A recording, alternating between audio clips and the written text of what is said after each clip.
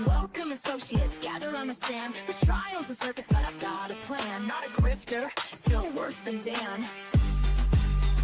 Hopscotch squares, don't trip, don't fall. BK and a felony, I've heard it all. Shake it, magic 8 ball. Tell me the truth, will justice call? Me be the diva, she's running the show. Two Capone and Meg, yeah, everybody knows. That we're fat, well, nobody knows. What the corn echoes as the chaos grows.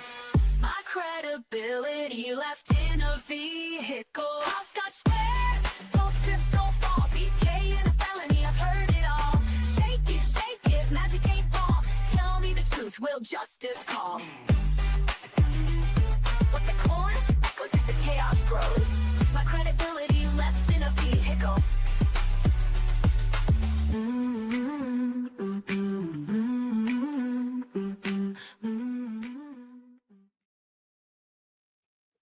Hello, what's up, everyone? I'm back. We're back. Gabby's back. Gabby never left. Just me. I never left. I was just sitting here waiting, going.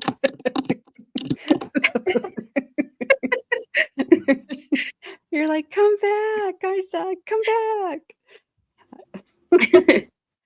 back. Nothing bad happened last week. It was just it was a very strange week. So last Monday, my husband was actually going to be home Monday night, which is really rare. And so I had asked Carmen, like, hey, will you take over the stream for me so that I can actually like see your dad for more than 10 minutes? And she said, yeah, no problem. So we had it all set up. And then something happened on her end and she had to cancel, as everyone knows. And so then Tuesday, it's like everything just snowballed. So Tuesday, I had to go do something and I like, hey, Carmen, can you do the stream? She's like, yeah, no problem. And then I'm an hour away from home. I can't get home in time if I wanted to. And she calls me and it's like, I can't do it. Something's come up. So Wednesday, I was out to dinner with my dad, my brother, my sister. And Thursday, we celebrated our son's birthday. And then it was the weekend. So, and then here we are. So it wasn't anything bad. It was just a very busy, hectic, weird week. So it's okay. It's okay. Flashman kept us entertained with Court Watch. I also streamed The Goonies. I saw that. So that was fun. And that's about it. Yeah, it was just funny because I'm like, yeah, there's not really anything bad happening, but it'd be really weird Just to try life. to explain it. Yeah, just life stuff, just regular day life. Switching sides with you. Yeah, so I don't know. Carmen may be here. She has storms going through her area right now, so I don't know. I mean, I call sus on that, but all right. She said she's from what I looked. Power. Well, I looked, and it looks really sunny over there. Just saying. Yeah, it's Texas. It's warm. It's sunny. Thunderstorms, whatever. Ronnie. Well, it's about time. Seems like weeks have gone by. Well, it's about time. It does. It's kind of weird when like your streamer doesn't like stream for like even like a couple of days. It's like it feels like weeks and weeks. You know, it's weird. Trust me, I know, because I come down here. I'm like, okay, I've not touched anything, so it's all good, right? Like it's all still set up. It's all it's still here. Or nothing's happening. Testing. Yes. Yes, Carmen, I know you can hear me. That's why I said that. Okay. I wasn't down there because I was going back through I saw that Bri had said hello, Bri. Woo, 16 hours. Ugh. Busy time of year. Busy time of year for you RTs. Don't work yourself to unaliving. What's up, Bad Dazzer? Good to see you. Remember when Carmen thought his name said Bad Dozer? I know. That was funny. That was hilarious. Hello, Flashman. Yeah, that was funny. Miss Chloe. We'll be lurking for a while. Yep, understand, Flash fan. Do what you need to do. Absolutely. This is that's what I was I was worried that people were gonna think I disappeared because I disappeared last year. Well, I was having back surgery, so and then it was kind of like, I hate this time of year. What's up, whoever?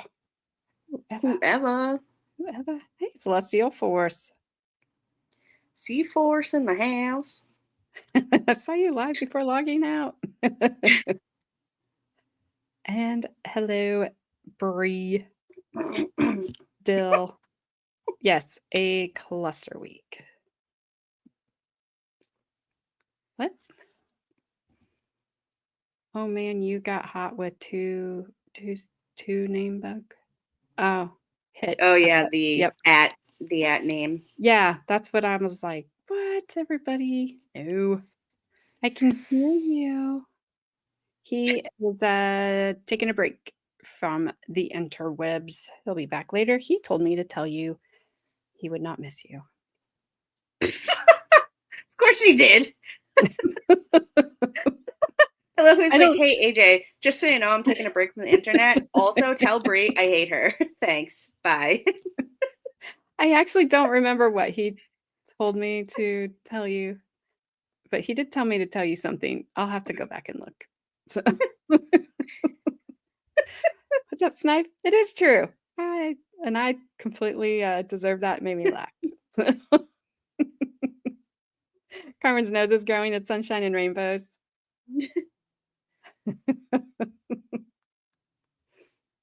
You've been called worse than bad dozer. Well, it's the handwriting that his name was in. You know, it was very Yeah. like scrolly, cursive-y type handwriting. Oh, that's funny. Let's see a Celestial. So we have a dick in a Florida rock garden, correct? I can work with that. What the? I didn't see your platinum player comment. Yeah, it's the one that you read before, where Where's she Zach? said, Oh, "Where's the Zach?" platinum player of AJ's channel. I skipped that part. Yeah. That's why I didn't see it. I totally skipped half your comment, Brie. My bad. Well, Carmen came by it honestly then, didn't she? So I didn't read all of your text message. What's up, Shenny? All is well. All is well. Just had I had a simple week that just got very busy all of a sudden. So it was just very weird. I know I'm rude. Well, so am I. So hey, Nah, what are you gonna do? whatever. Buckle So up, because that's the tip of the iceberg there. yeah, just whatever. If you thought that was rude, you should see what I said to somebody while I was driving earlier. Had those moments. Yeah. You know. I try to be careful now that if Miss Madison's in the car with me, I don't want her to be like, oh, I don't know. grandma I bet she said. laughs though. I bet she laughs about it. Because she's got that, she's just got that perfect side eye, like, She can too. And yeah, she would laugh. she's the first kid I have ever met that does not sleep in the car. She will not sleep in the car. I mean, Wow, that's it, interesting. it's crazy because people are like, I'll just put her like, wait till you start driving home, she'll be out. And like, no, she will not. She doesn't like the car. She used to scream, like cry when Yeah. she was a newborn. She would just cry. She's fine back there. She just looks around. She just has FOMO big time. Like, I don't want to miss anything. It's like, Yep. you can go to sleep. I promise you're not going to miss anything in here. Yep. Like, you'll be We all fine. do that when we're younger, and then we regret the missing of the naps later I on. know. We're all like, man, I want a nap. Yep. So, well, as Lesko said, he just very well put here. Yes, we have a dick in a Florida rock garden and the mother. So call her what you will, but I won't. So if you don't remember what we were covering, we are covering a case out of Florida where um, the the brother and sister are accused of unaliving their mom, and they are implicated in the death of their uh, dad as well. So, but his passing happened 15 or 18 years, even I don't remember, 15. 15 earlier, and the jury's not going to hear that about them. So he was found apparently the same time that the mom was found. They just keep referring to the dad. The dad disappeared. Well, they found dad, but he did disappear. So He was I just guess like, poof, gone. Now you see? gone. Now you don't. Yeah. The Like, dad was actually Zach and left to go get milk and never came back. he's like, still looking for that Greencastle exit. I can't find Yeah. it. Oh my God. So ridiculous. It's been weeks since you last streamed. How am I able to keep track of cases if the cops can't even keep track of the head in the moment? It hasn't been know. weeks. It's been like what, 4 days or something. It was 5 days. it's But been I a full understand. It week. does feel like, yeah, okay. It feels like weeks, but Shinny. She was a dog that got taken for a drive and dropped off in a previous life. She's not gonna let that happen in this life.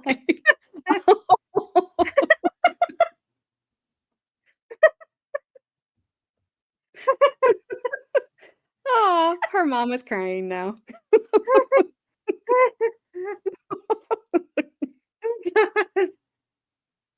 Oh my goodness. Oh, that might be true. That might be true. It's been 7 weeks in dog weeks. It has. It's been 7 dog weeks. That's true. That's true. So, we made it super, super far in this trial so far. We've watched 2 videos, opening statements, and then the direct examination of the defendant's sister, uh, Cheryl Bracken.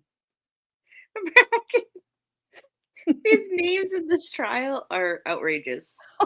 Oh, just wait. There's another one coming up because I was Is just there?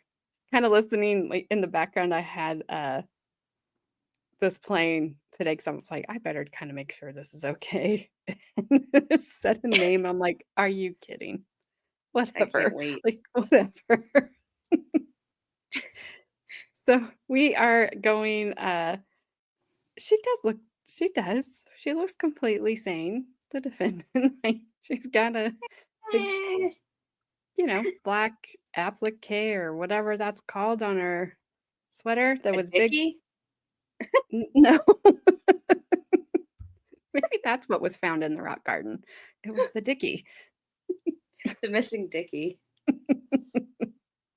Yes, this is the trial of the names. You're correct, Yes. Shenny. What's up, Sticky? Oh, hey, Sticky. How are you doing? Oh my goodness. I'm just like, I can't think That of was the name, hilarious. but What? all right. Richard Sorry. Cannon? Or Dick No. Cannon? What's happening? Judge Lubit? Judge Lubit, Detective Hussey, Detective Hussey? Tony Baloney?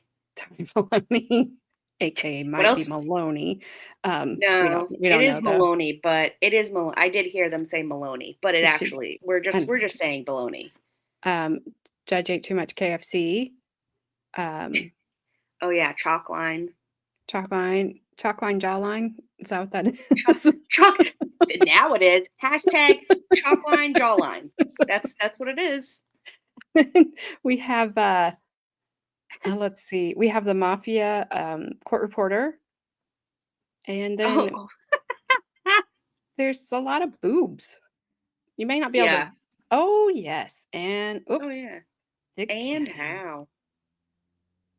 Dick Cannon. Yeah. That's the And the brother. judge just lubed it up first. Well, I bet. Hang on. because Ronnie's like, right when I said lubed it up, she's like, cooking dinner, I'll be listening. I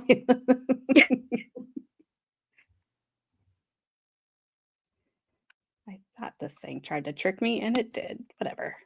Booze or boobs? Boobs. Boobs. Boobs. We might need booze after all the boobs. Well, I got that handled, so we're good. Which episode does it slide into a main role? I don't know. It slides in all right. Wow. And so, C, all of the above. okay. All right. So we are going to start with the cross-examination of the defendant's sister. And then You sure you still want to keep inviting me here? Yes, I am. Oh my God. You had me at boobs, by the way. Whales do not have them. Aw. Well, Carmen no longer likes whales. Oh God. That's an inside joke, whales. I'll have to tell you after. Okay. See, miss a week, miss them up. Miss a ton. But Carmen still wouldn't like whales if they don't have boobs, so. Can you imagine if they did though? Wow. That could be a whole stream about that. They look like dog boobs. Like be rows of them. I feel like they would. You see, sidetracked. This is what I'm saying. This has to be a whole separate stream because this could go all night. I could get Caleb in on this one.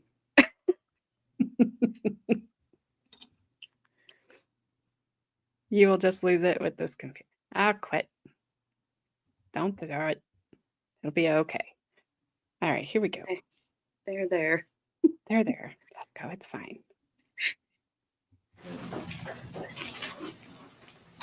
I believe you talked briefly before about the fact that your brother Richard was largely absent from the family scene for a large stretch of time there through the 90s and really up until the time your grandfather passed in 2002. Is that pretty accurate? He was gone here and there. I know he was around when my son was born, and again when my oldest daughter was born. Fair to say that during that time he wasn't a regular part of the family scene? I think that's fair to say. Was it the death of your grandfather in the fall of 2002 that kind of brought Ricky back into the fold a little bit more regularly? I think that might have been the time frame. And there had been talk prior to Susan and Stacey moving from Kissimmee to the Okaloosa address about that move. Do you recall that being discussed? About Stacey and Susan moving? Yes. Yes. And at some point, they moved into that house on Okaloosa in early 2003, and a few months later, Ricky moved in. It seemed like it wasn't very long after they moved in. Is that really the time that Ricky started having a closer relationship with your son, Christopher? On a regular basis, yeah, I think that would probably be accurate. And in the summer or so of 2003, Christopher would have been 11? No, he would have been 12.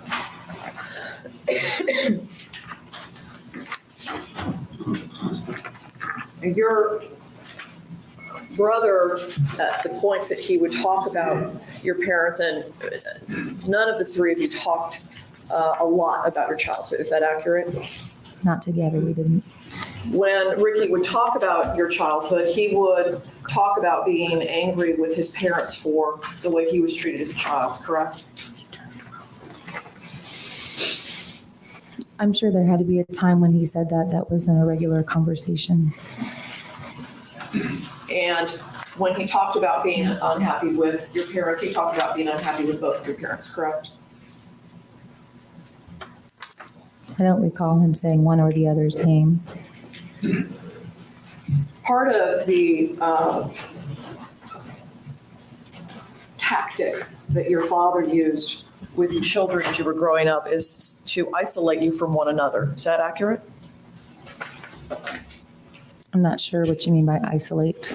Meaning none of the three of you ever fully saw everything that your father did to the other two. I don't know. I mean, we lived in the same house. I'm not sure. Well, you never actually saw your father lay a hand on your sister, Stacey, correct? That is correct. And so if he was abusing your sister, Stacey, he was managing to do that in a way that you did not see. Correct. And if he was managing to abuse your sister, Stacey, without you seeing, he may well have been doing other things to your brother that you did not see either. Correct. Did you ever see him, your father, sexually abuse your brother? No, And yet that's what your brother said has happened to him. that's what I've heard. Your father, in fact, as far as your perception was concerned, seemed to treat Stacey better than you and your brother. If you're asking me from an abusive standpoint, Yes. I guess I would say yes. And he would refer to your sister Stacey as being his only biological child. Yes. And given what you saw as the disparity or difference in how you were treated versus your sister Stacey, you thought that it might actually literally be true. Well, he always told me I wasn't his child. And you believe that that might be true. I think as a child, I believed him, yes.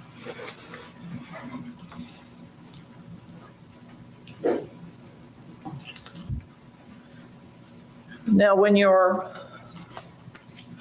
brother calls you from your mother's home and says, the nightmare's back, you knew immediately that he met your father. Yes. And this was something that played on a fear that you had and had been carrying around for more than 20 years, correct? I don't think it had been 20 years, but yes, for quite a long time. And this was something that made you very fearful and emotional immediately. Yes. And when you got to the house, your brother laid out what he said was the evidence that he had that your father had come back and taken your mother. I don't know what you mean by laid out. He didn't lay out anything. It was already there. Well, somebody had collected those papers together, correct? Right. And your brother had the papers and was waving them around and saying that these were evidence that your father had come back and gotten your mother, correct? Objection as to hearsay. Go ahead. He was waving these papers around and saying, Mom's been getting his money all these years, correct? I don't believe he said that night. He only had one piece of paper in his hand. There was piles and piles of papers. He didn't have all those papers in his hand. He indicated to you that the amounts of money in those accounts indicated to him that he believed your father was involved in order to financially benefit from taking your mother away. Objection, hearsay. It's not offered for the truth of the matter asserted by law and truth. Overrule. That's what your brother said that those papers proved, right? I don't recall him saying that night. He was the one who pointed out that your mother's clothing was missing, therefore she had to have left voluntarily. Again, I know my mother's clothing, the issue came up. I don't recall if he was the one that said it initially. He's the one who took you around the house to show you No. these things, correct? No. He, while you were on the phone with your brother, he told you that he had changed your mom's locks at her request. Yes. You were very fearful that your brother was correct about your dad having come back because you believe that was a sincere threat to your children's safety. Absolutely. And one of the things that you talked about before were some of the items that you specifically noticed, the coffee pot and the face cream. Your mother was not just a generally neat person. She was an extremely neat person, correct? Yes. And it would have been totally out of her character to have left coffee in a coffee pot when she was done drinking her coffee in the morning, correct? Yes. Would have been totally outside of her character to not have cleaned that coffee pot out entirely, unplugged the actual apparatus from the wall, and leave it neatly on the counter, correct? If she even left it on the counter, yes. And she would leave in the morning to go to work at about 7:30 a.m. I don't know what time she left for work. You're aware that she left for work fairly early in the morning? I assume she did. I mean, I know she went to work, I think 8 or 9 o'clock in the morning. And the face cream that was out in the bathroom, it wasn't just out of the cabinet, but was also, the lid was off, correct? Yes, Again, something totally unlike what your mother would do. correct. In the days after your mother's, well, I'm sorry, let me back up. I'm going to show you what's been marked as states, I'm sorry, defendants A, B, and ask you to represent that. Yes, that's the statement I wrote out to the deputy. And that was on the very night you were talking about meeting your brother and sister at your mother's home? Yes.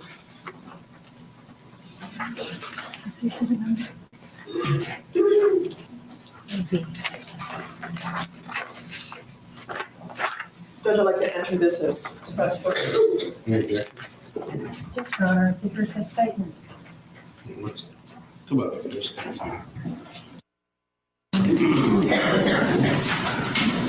Ms. Bracken, you wrote this statement out for law enforcement on the evening of September 11, correct? I didn't hear the beginning of your question. You wrote this statement out for law enforcement, correct? Yes, And your goal in writing the statement out for law enforcement was to give them every bit of information you could and had at that time to find your mother, correct? yes, And in this statement, you talk about believing that your father had come back to town and taken your mother. I don't know if I used the word believing, but I think I made mention of my father coming back, yes.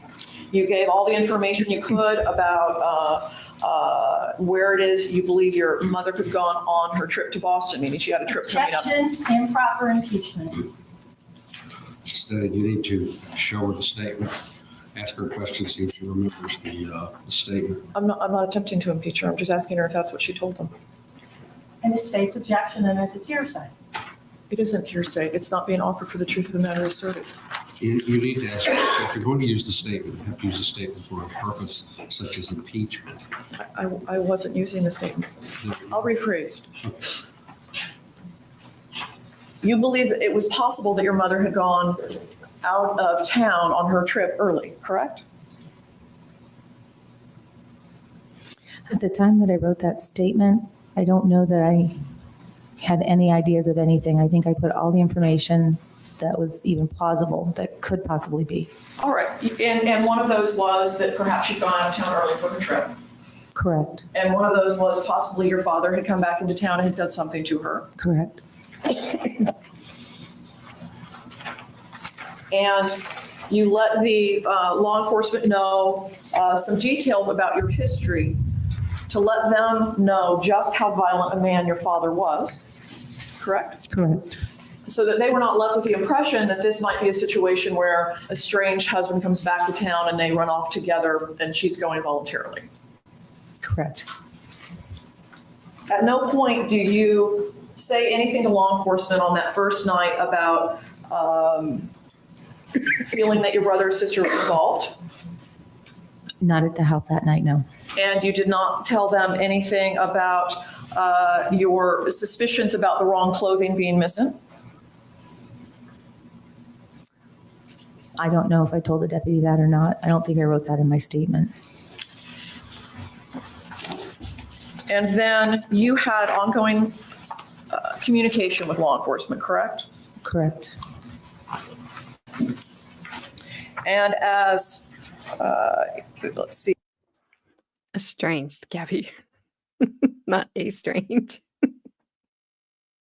the dad that disappeared. Remember, because I hadn't found him yet. That's what she was saying. Oh, maybe he was strange. I have no idea.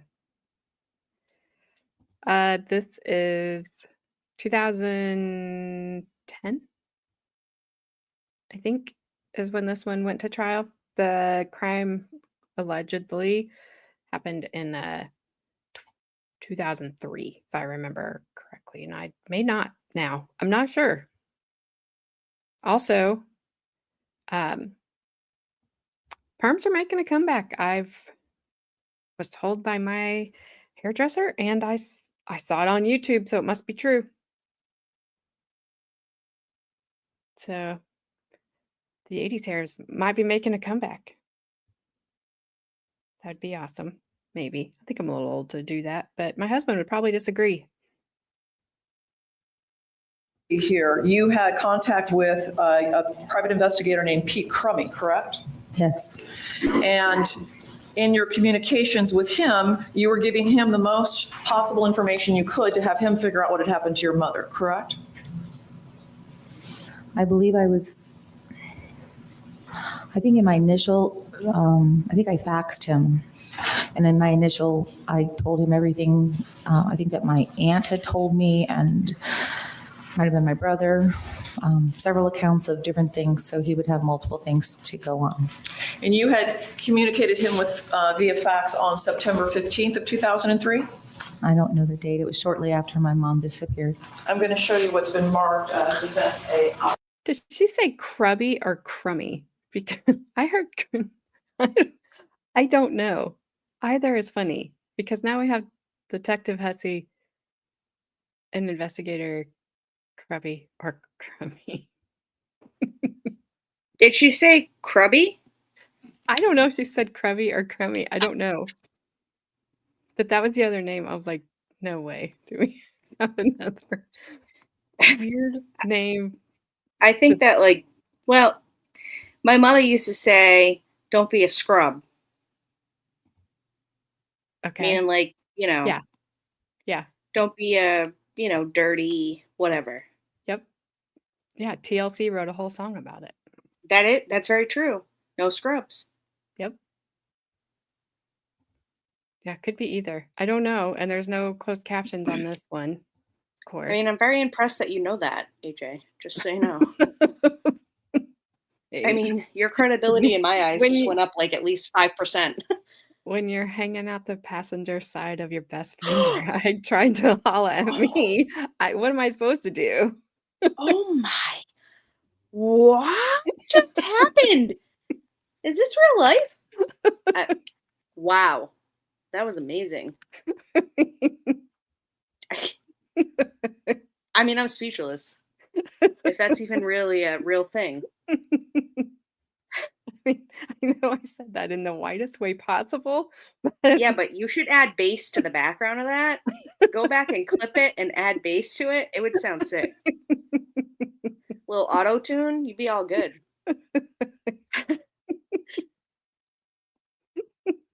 Scratch what one? Hold on here. Scratch that one. That would make surgery messy. No scrubs. Or easier because you could just shower off at the end. That's true. That's true. Thanks, Frank. She's much funnier now. Frank. Oh, okay. AJ has her funny moments. She has some good moments. I usually just keep them up here because that's where they work better. I mean, just let them out. Just let your freak flag fly. You know, that's what I say. I've had a problem lately that I swear, like, my brain is flipping things around, so I'm seeing it backwards. I'm reading it okay, but I'm not seeing it okay. And I'm like, what's happening to me? That's dyslexia. Yeah. I know, but like at my age, like it's just now hitting me. Well, I mean, I don't know if it has an age limit. But it's You want me weird. to Google it? No. Does dyslexia have an age limit? Let me check on that real quick. I'll get back to you. I mean, it's like I probably Yes. It's like, you know, I don't know. I have that too. I do that all the time. Strange. It's been really strange. Especially with like, what are those things called on the highway? I know the word. It's just forming in my brain. I guess speed limit sign? No, the things Oh, on the God. highway that are lit up. They're like big, huge poster board things. Oh, a billboard? Yes, that's it. Billboard. I'll see them. They'll be lit up. And I was like, wait, did that just say 1-800-CALL-ASS or something? And it had nothing to do with any of that whatsoever. Yes, I've had that like pretty much my entire life. I'll be like, what did that say? Not what I Yeah. thought. And then, but lately it's like I said, I'm still reading it okay in my head. It's just, I'm like, that is completely flipped around in my mind. What is happening? Yeah, happens to me all the time. Yes, it inserted late here. No. Then it started to mess with words, and now I say things backwards all the time. Oh, that is not good, Jenny, because I already struggled with that. Like, That's what happened to me. I said, I mean, I think AJ, you know this. We have a whiteboard on our refrigerator, and me and Caleb write messages to each other. And one time I wrote, I evol you so much on it. And in my mind, it looked completely correct. But in reality, it wasn't. And what I spelled was, I love you so much, but I wrote love backwards and it spelled evol. And so I left the house. I did what I had. Caleb came home and it was like dying laughing. He was like, what's evil? I was like, love. That's what love. I love you. And he was just it. So now we just say, I evol you. Adair, what is wrong with you? That is AJ, not true. You thought Gabby and Carmen. What? That I thought of you and Carmen every day, and I wish I could forget some of us while you're away. That's not true, Adair. Absolutely not. Absolutely not. I know for a fact, Adair, she thought of you every single day of her life. So, Adair, you live too close to me for me to not think of you. Exactly. I'd be like, what are you doing over there? Be like, what are you doing over there? What's happening? Scrub, what? You must be hitting that smoke. Nope. Broke pigeon head freak. Nope. You lucky I spoke. What are you doing? No, that's the guy's version of no scrub. You ever heard of the guy's version? Pigeon head freak. Scrub, what? You must be hitting that smoke. Broke pigeon head freak. You lucky I spoke. Yeah, this ain't my Benz. It's flashes, yeah, but this ain't my car. Like that ain't your horsey hair. Whoa. What? What are you on? Wow, that sounds poetic. We should get Dr. Dre on the phone ASAP because that sounds like a number one hit. The horsey hair? I don't know. I feel like I should not have said that. I feel like you shouldn't have either, but you know.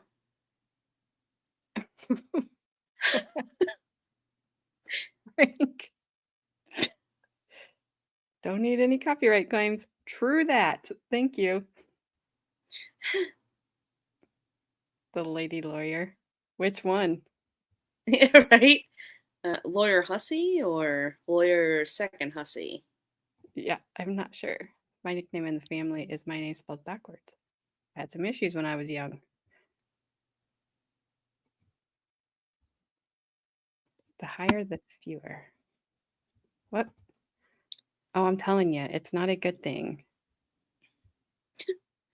Talking to Carmen, I finally got the word replied, and I tried daily to think of that word now.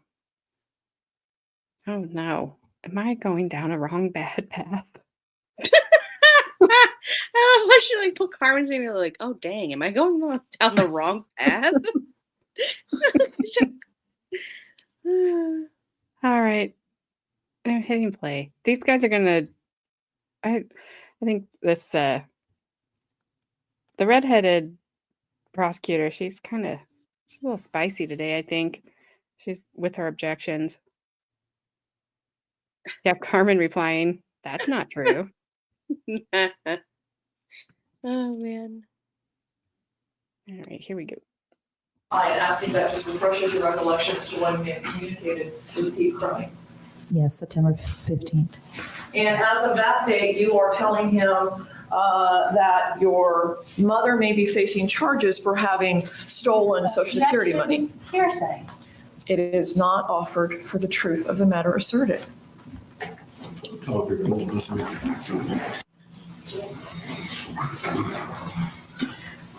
Ms. Bracken, when you were communicating with your private investigator within a week or so after your mom's disappearance, you were being fed information steadily by your brother, correct?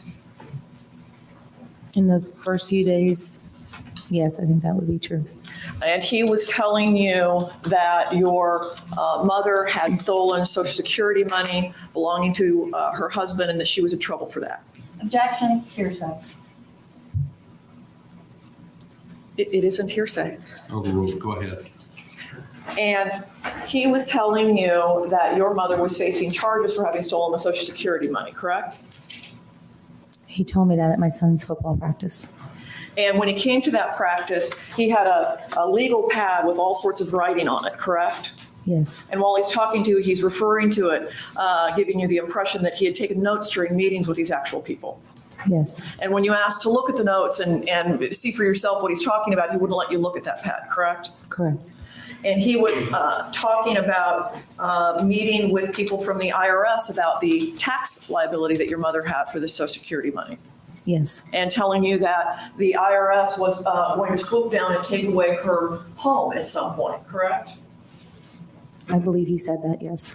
And that he was concerned that if everything remained in the home, it would get seized along with the house by the IRS. Or the state objects as this is hearsay statement. She's asking this witness what another witness told her outside of court.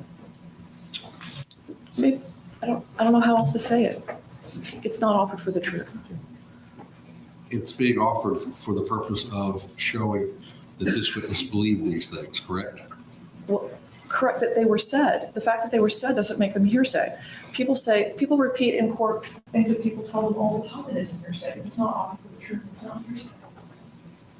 Okay, go ahead.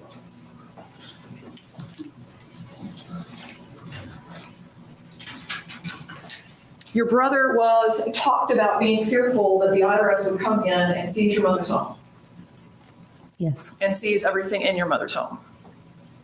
yes, I believe he said that. In the days after your mother's disappearance, your brother claimed that your mom had given him power of attorney, correct? Yes, And that he had some authority to deal with her financial affairs in the event of her being incapacitated or having a problem, Objection, hearsay. Overrule that objection. correct? yes, Isn't it true that your sister, Stacey, called you about having checked out the airport at about 7:30 the morning after you met with law enforcement? I don't know the exact time, but I'm pretty sure I left my mom's house between 5 and 6, and I know that it wasn't that long after that. All right, so isn't it possible then that if you left your mother's house at 5, that Rick and Stacey went to the airport shortly after you left and got home by 7:30 when she called you, and that they actually took more than 2 hours to go look at the long-term parking lots? But they had called me. I wasn't even home 30 minutes and they had called me. Did you call the police and say something really suspicious had just happened with my brother and sister? I talked to Susan Winters that morning and I relayed that information. You talked to Susan Winters the morning of September 12th. September 12th? All right. And did you provide her with any telephone statements showing what time you got that call? No, I wouldn't have had that.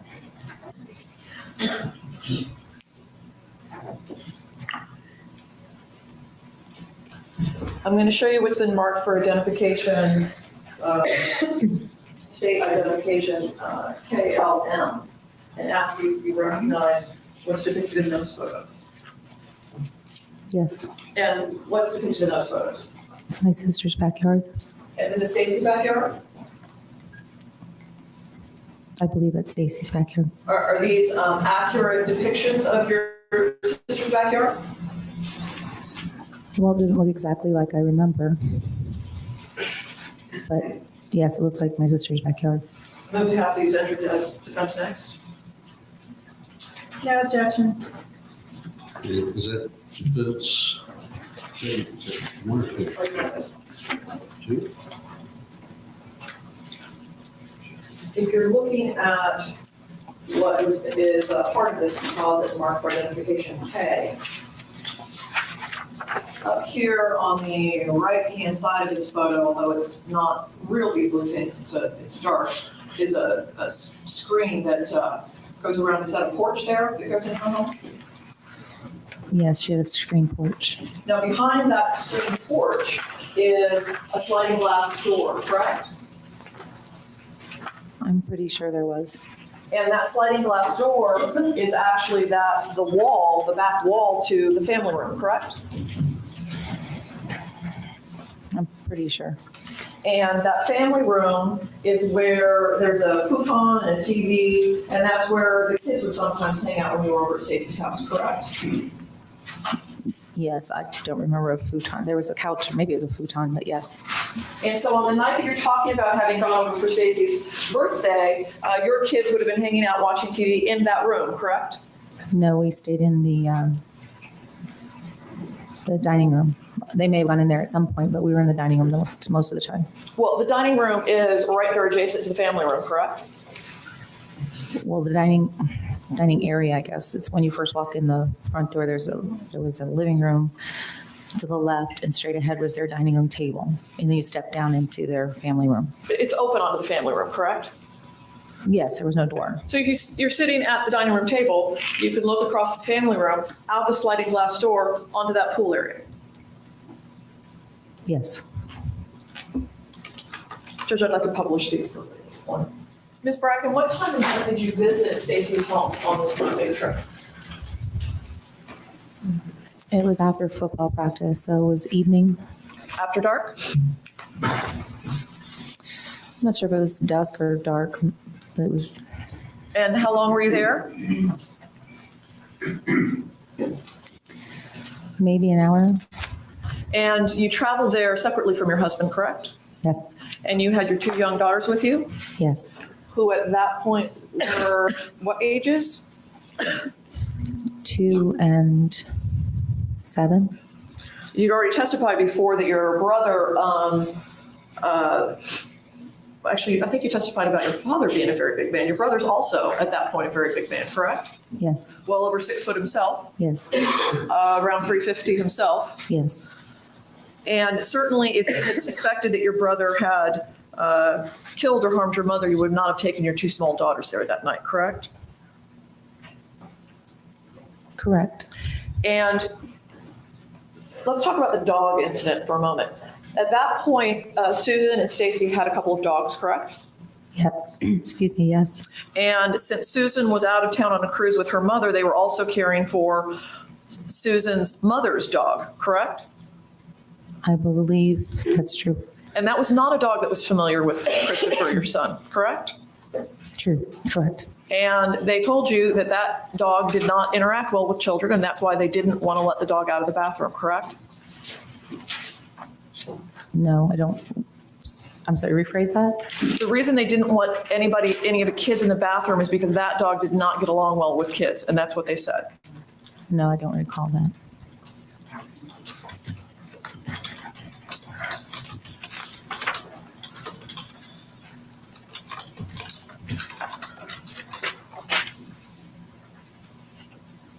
When you called your sister after hearing something about a garage sale, and you accused her of selling your mother's things, she told you that the things had been put in storage because Ricky was worried about the IRS taking the things in the house, correct? I honestly don't recall what she said. And when you accused her of something, what you accused her of was stealing your mother's things. I don't know if I used the words you've stolen her things. Do you recall interacting with your Aunt Jerry in early December of 2003? I'm guessing I did. I don't recall it off the top of my head. Do you acknowledge that you knew in early December of 2003 that Stacey had told you that the things from your mother's were in storage? In early December, Yes. I don't think her and I had any conversations past that phone call. Would it refresh your recollection to take a look at an email that you wrote to Jerry on December 5th, 2003?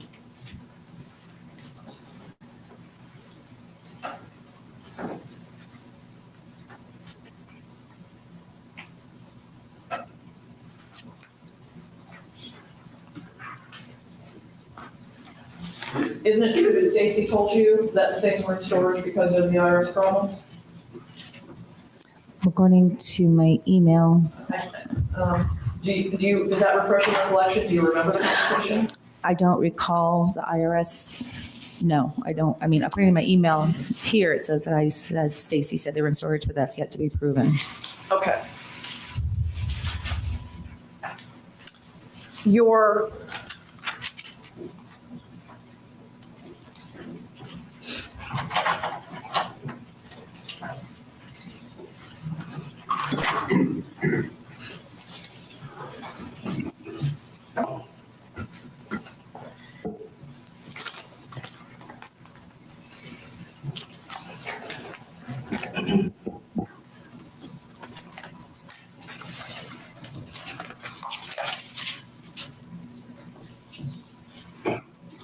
your brother, in talking to you about the IRS and the risk that the IRS was going to take the home, told you that he wanted to take the things out of the home to protect them from the IRS, correct?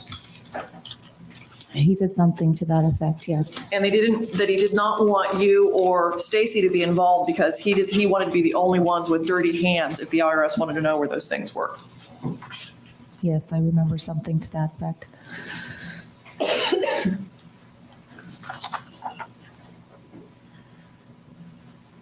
Now, prior to September 11 of 2003, for the last number of weeks into a couple of months, things had been somewhat tense already between you and your brother and sister, correct? Yes. And there had been some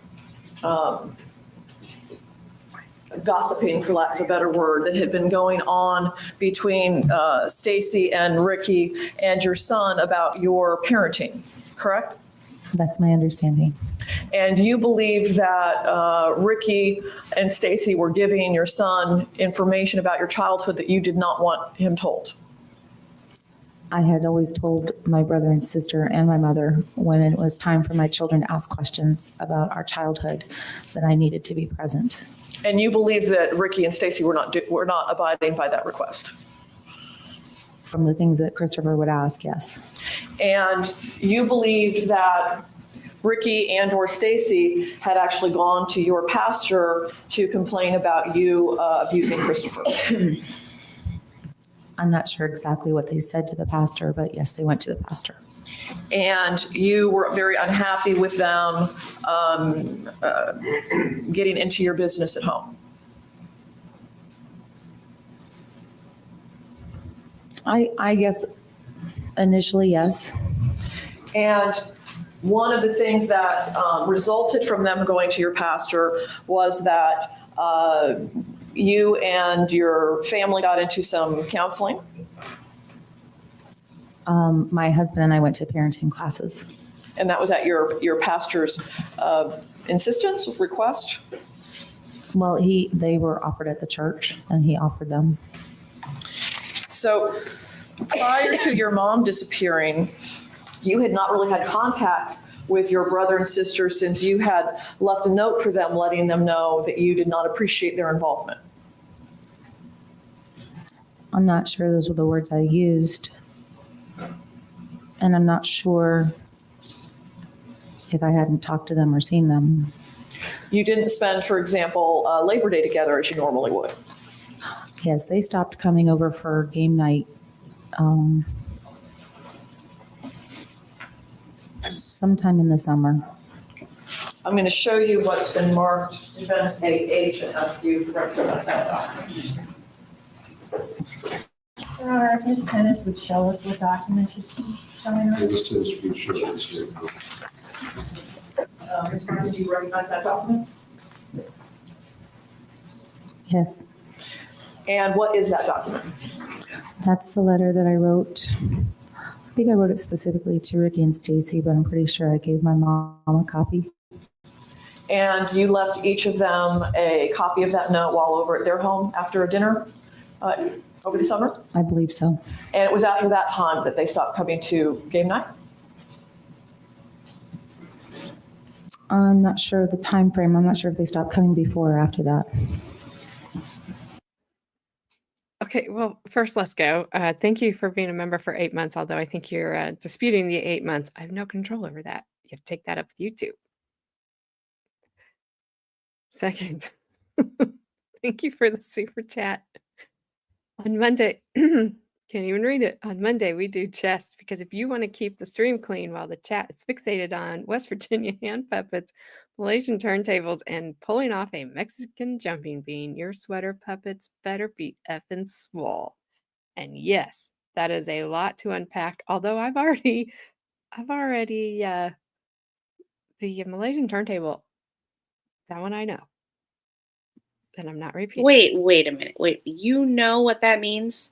I looked it up last stream, one of the last streams, because Let's Go's like, she's looking it up. And then he said he typed something like, look over here. So I'm like, that's really gross. And yeah, he forgot the Alaskan pipeline. That's very true. That's very true. It's PG It's rated. PG. The Malaysian turntable wasn't. Wow. I mean, that sounds a little spicy. You wouldn't want it to be. I'm sure. You didn't want any spice in there at all. Just saying. Nope. No, I don't think your deputy is in the. I think it's his radio antenna because I had to do a double take too. I thought he had something Oh, hanging yeah. out. I was like, what the heck's he doing? But I think Well, I was it's like, his- why does he have like a Gandalf pipe in his mouth? He's just sitting back there relaxed, like he's a grandpa, you know, on this like rocking chair. This Yeah. like little Gandalf pipe. Like, what the heck is happening? Smart move, Haley. Smart move. I'm not Googling. Yeah. I mean, we all know not to do those things, but for some reason. Oh my goodness. Do I notice some actual cludio or innuendo? Innuendo? Yeah, probably. Probably. That is correct. Most That is definitely. I will. Jessica! Oh, yay! April. I was thinking about that today. April. Jessica, I'm in here. What's up, Jessica? Ew.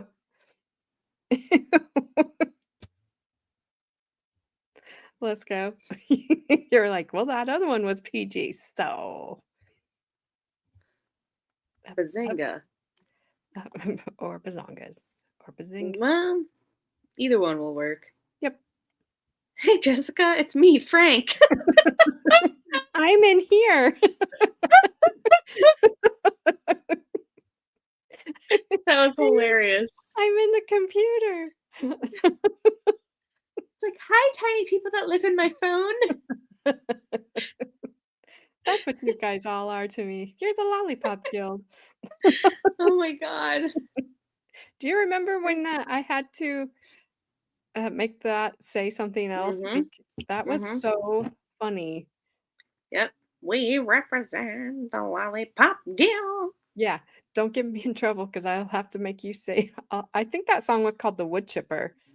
Or It was something. I don't even know. It was like the most randomest thing ever. It's like, what? but it What did they matched say? up so well with what they were doing. So Yeah. we kept referring to this lawyer in the Adam Montgomery trial as Gabby kept calling her like she was a member of the Lollipop Guild. So I put that at the beginning of my stream. I was very new, thinking like this clip is a gazillion years old. Nobody cares. Next day they're like, you can't do that.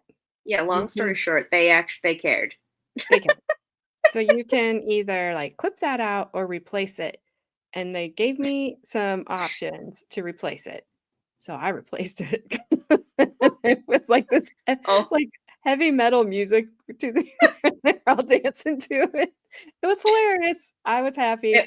it was pretty funny. It was pretty funny. But I was like, yeah, that's what you get. Whatever. Whatever. The It was voices like in those my phone. videos on Facebook, Facebook Reels or whatever, where it's like these like hood guys, you know, like all ganged out, and like then they like replace the music over them doing whatever they're doing, and it's like,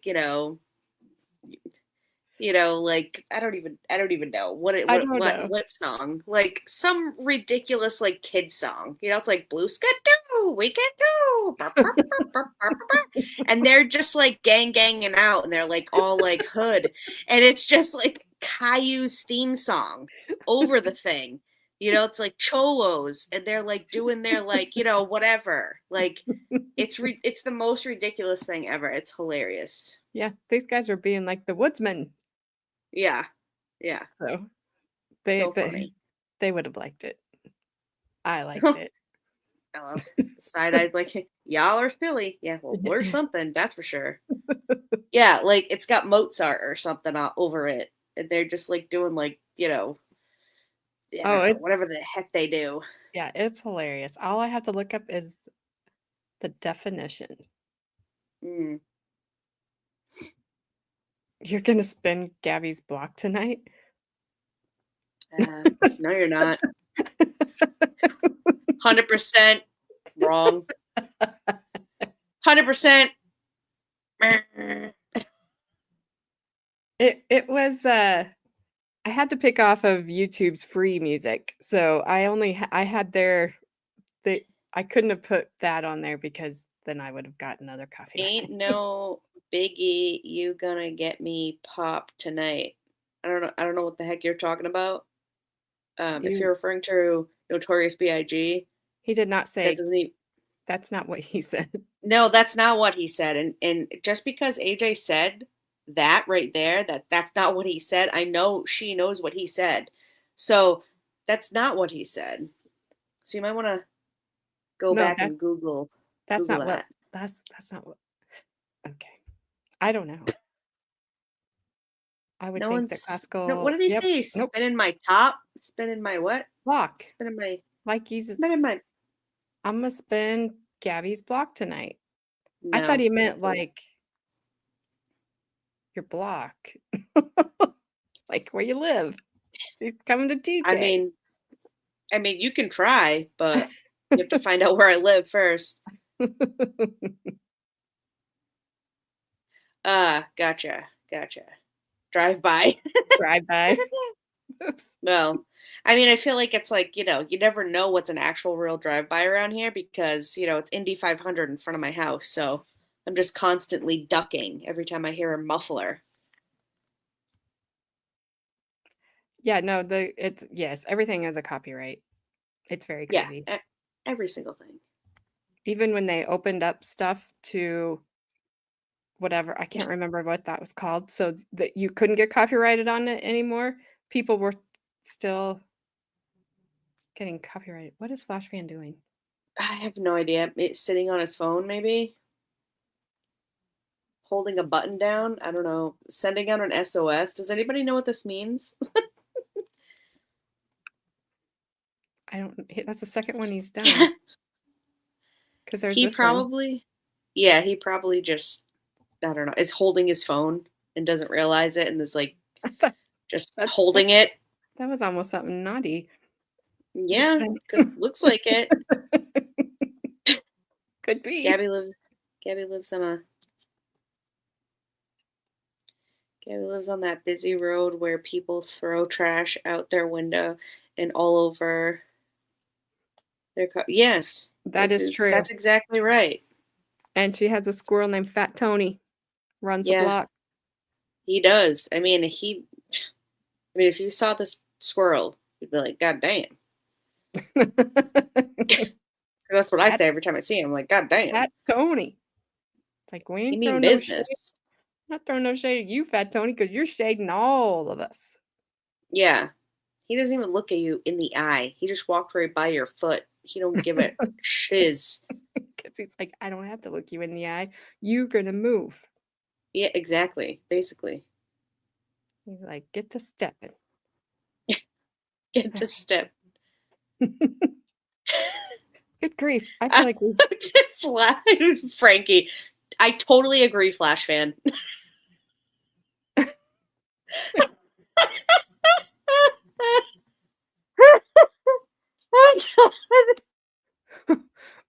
Wait, I don't see that. I don't see Frank's comment. Oh my god, that was so funny. Really, I see it. I see it on my phone and on here. That was funny. I don't have You it. know what? I don't know. Oh, hey Sharon. Hey Sharon, hey. Squirrels are so fast that they know most other animals can't do shit to them. Yeah, tell that one to the dead one that my dog put through the dog door right when I saw it coming and tried to stop her. And she was like, here you go. And the squirrel comes rolling in through the dog door. So it looks like Flash fan's dog got a hold of his phone. That makes a lot of sense. You drooling. Oh, whoever, it was one of those times I didn't feel bad because that thing had been torturing my dogs. And I was like, I knew she was going to get you. I knew she was going to get you. And she did. I knew a pet had been typing. No, yeah. No worries, Flash fan. Oh, no, it was funny. I still don't have Frank's comment, so I have I mean, no I was idea. trying to I was going to go show my husband now the I math see it. equation. The math equation you sent. Be like, can you solve this? So I know what he's talking about. Now I see it. But that's crazy because I did not see it when you saw it. Huh, interesting. Oh, Frank. That's funny. Now our shelter says you must live within 4 hours. Then fine, but you have to show up for the initial meet and greet. There's 0% chance I leave with the fake dog portrayed. Yeah. Don't you have those around your area? Let's around go. these airports. Around those city streets out there. Those on the city street parts. Can't you just go find one running down the street that needs a home? Like an orphan? Can you just bag an orphan off the street? What are you even doing? You can't just bag an orphan off the street. What's the matter with you people? Get it together. Jeez. Good night, Miss Madison. Mad Dog 2024. Sometimes she won't answer you if you call her by her name, but she will answer to that. She'll answer to Mad Dog 2024. Everyone has puppy mills, unfortunately. No, I don't want you to support those. Yeah. I'm just saying,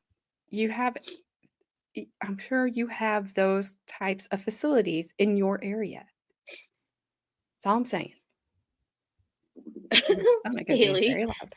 how do we know you're Flash fan and not the dog talking now?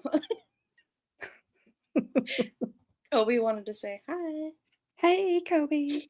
Basement's full, AJ. Only room for hounds, which are not used to track down escapees. Hey, I told you to get a Great Dane. They're super lazy. They are the dogs. What did I tell you? They're like cats, but they're nice. Because they're lazy. Like cats. But they're huge. They're nothing like cats because they're huge. Haley, would a dog say this? Go get on the pole, Haley. Oh my God. Flashman. How dare you? Naughty. Haley is a proper English woman. You apologize right now. Wow. Haley be like, my gosh, sir. She would be like, you are not invited for tea anymore, Flashman. And then She calls her white gloves smack him across the face. She calls her butler. She's like, excuse me, Reginald? Exclaimed Flashman from tea. Thank you. Hey, I like her answer. I actually took full fitness years ago. She's like, already been there, already done that. Thank you. That's awesome. There could be. They'd be like full of attitude, Great Danes. If they're in the Bronx, they might kick your ass. I mean, I don't know, worse than me? I mean, she's used language, but worse than me? Like, he could name a Great Dane Jenny. Wasn't Jenny from the block? Wasn't she from the Bronx? Yeah. Wow, you and Flashman have something in common. My Great Danes would be like, I'm not running that far. These poles and there's poles and there's poles. Pole fitness. That, not that I would know, but I do think you have to be very fit to be on the pole. I think that takes us some talent. I mean, AJ, were you kidding? You know the words to Scrubs. Come out. You know a little something. Well, I don't know that. I don't know that. See? She was Brittany Batch. It just started talking. It's Brittany Batch, and people might get distracted. Yes. I do that all the time. I just randomly alone. just jump in and be like, it's Brittany Batch. See, we need all those. All right, I'm hitting play because it seems like we should be almost done with this, and we're only halfway through. Oh, dang. All right. Hit that. I'd like to have this entered as defense next. The state would object it to hearsay statement. Would you like to have a break? Yes. All you weak-bladdered people. All right, we're going to take a break now for about 10 minutes. Well, with 14 of you, 8 minutes. All right, 15 minutes. Please leave your pads on your chairs. All right, welcome to order. What's this document? We need to look at the document first.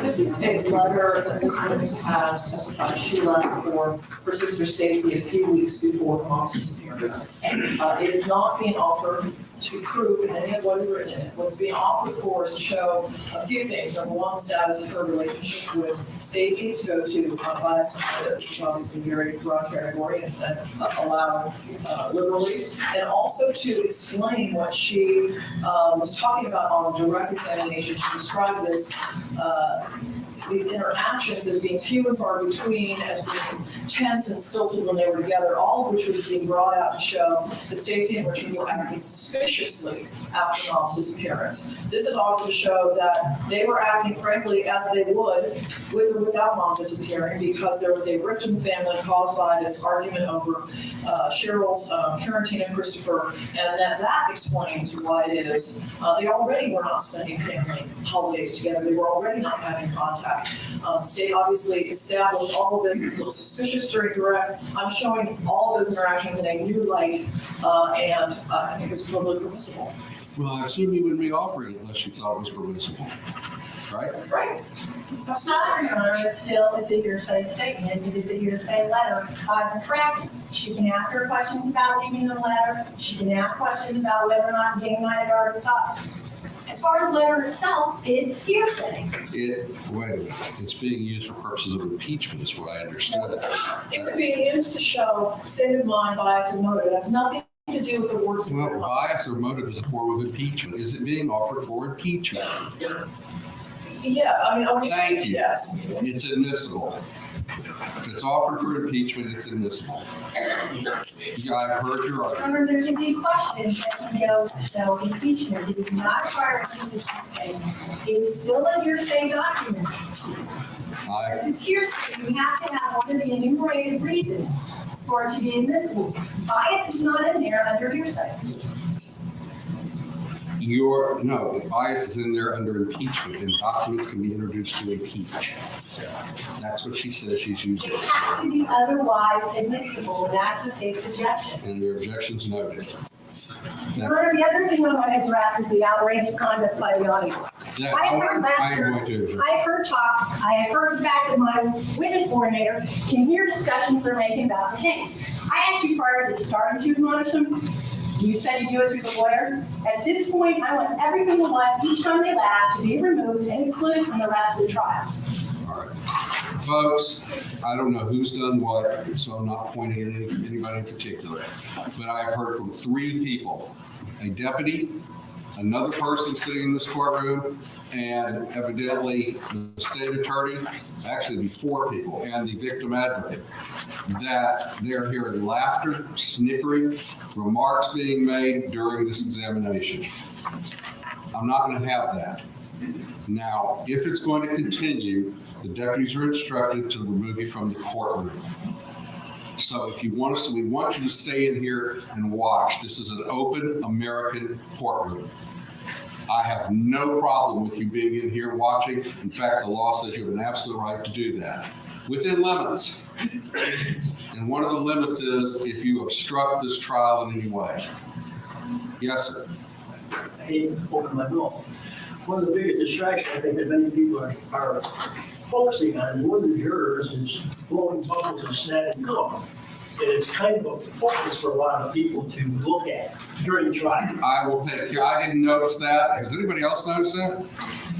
I haven't noticed it, but I will instruct the jurors not to chew gum and smack their gum. And if that's causing people to laugh or grin. But I'm giving you fair warning, folks. If there's going to be continued laughing comments, anything like that that's distracting or shows a lack of respect to the seriousness of this charge, then I'm going to have you leave the courtroom. So I hope we all, if you have friends who are coming tomorrow, please advise them also, because I'm not going to have this. And I can assure you that after all the years I've been a judge, we have removed people from the courtroom on numerous occasions. I don't want to have to do that to you, but you're forewarned. Please keep it to yourself if you got something to say. I don't want to hear laughter except at the appropriate time. That dude in the suspenders has an attitude. Okay, we get it. They're jurors. 1 should not be chewing gum in the courtroom. Everybody knows that's a no-no. Don't do that. Certainly don't be blowing freaking bubbles if you are. But dude, calm down. I don't think I've ever heard a judge just do that and then have a back and forth with somebody just observing the trial. What's up, Bri? Sounds like Gabby chastising the chat. His suspenders were pulled on too tight. Something. He has a problem. Whew. And hey, Ash, since I'm paused for a second. That's true, Flash fan. That is true. Lots of weird things happen in Florida. Wedgie wear. I do not want that. I do not want that. How do you get invited to his pineapple parties? Must be a laugh riot. I don't know. Is a pineapple right side up or upside down? That all will change the party. That's all I'm going to say. Don't ask me how I know. I won't tell you. And it's totally inappropriate when cross-examination or direct examination is going on. All right? All right. Are we ready to bring the jury back in? I believe so. All right, let's bring the jury back in, please. She needs to come back up. Yeah. Folks, it's been brought to my attention that one or more of you is chewing gum and possibly popping the gum or blowing bubbles or something. I don't care if you chew gum, please keep it in your mouth. I don't want any bubbles blown, sticky it out, anything like that. If you want to chew gum while you're listening, that's fine, but keep it to yourself. Don't show the whole courtroom your gum. All right? Thank you. You can proceed. Thank you, sir. Ms. Brackett, in this letter that you wrote to your sister and brother, you indicated in it that you wanted to focus for some time on your nuclear family, your family at home, correct? I think I wrote for the duration of the parenting classes. And that you wanted them to know that you appreciated them caring, but basically butt out for a while we deal with this at my house, right? I don't think those are my words, but yes. You were not happy about Pastor Dan having been involved in this situation, correct? I think initially that would be true And initially it caused some distance between you and Pastor Dan? for a short time.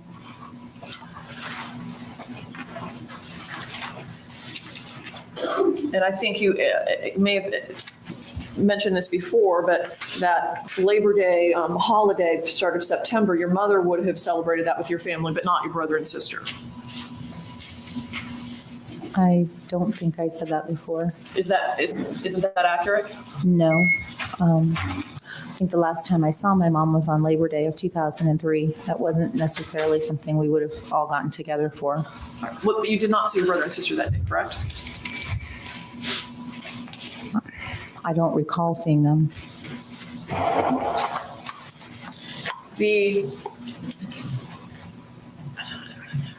To your knowledge, your mother did not know and had not been involved in the issue of problems at home between you and your sister, correct? Correct.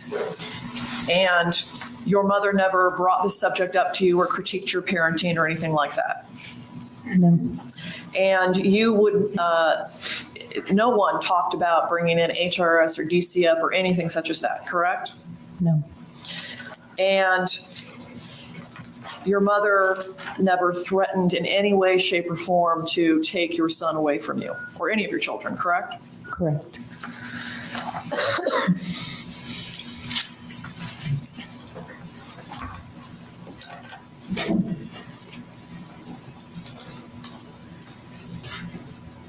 Now, during this time frame after your mother's disappearance, your brother's indicated to you that he's taking care of her financial or appears to be taking care of her financial and house matters, correct? Yes. And he's calling you and giving you information about bank accounts you didn't even know existed, correct? I don't know if he called me. I think the most of that information came at my son's football practice. And he made some statement to the effect of he was going to intentionally freeze some accounts in order to protect your mother's money. Objection, hearsay. That is hearsay. That's hearsay. May we approach? No, that's hearsay. It's not being, he didn't, That's hearsay. it's not offered for the truth. You've heard my ruling.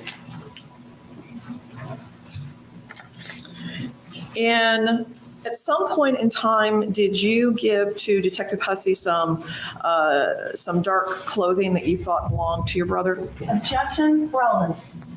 Overruled. Dark sweatshirt, mask, that kind of thing that you had found?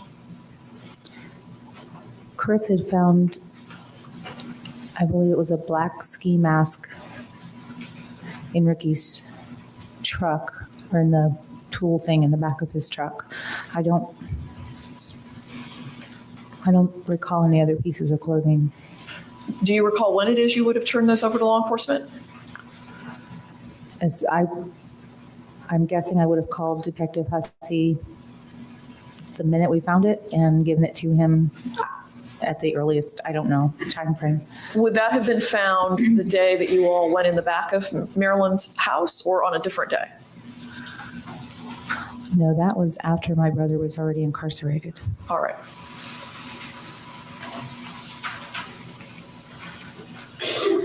When you met with your brother at the jail after he was arrested, you had an emotional meeting with him, correct? I think it was emotional. And he told you that he had not killed your mother. Objection, hearsay. It is not offered for the truth. Overruled. Go ahead. He told you he did not kill your mother, correct? Your Honor, may we approach it? Yeah. Because this is anticipatory impeachment. At this point, it's hearsay. All right, come on, both of you. You were aware that your brother Ricky was charged with first-degree murder, correct? Yes, And you had you were listed as a state witness, correct? yes, And at some point in time, you were questioned by the attorney for your brother at a deposition, correct? yes, You had it explained to you that one of the penalties that the state of Florida could request for Ricky would be the death penalty. yes, And you communicated in that deposition to his lawyer that that is something you were pondering. Objection, it's hearsay. Overruled. You indicated that that was something that you were pondering when you talked to his lawyer. I believe I had told him I didn't know what to do.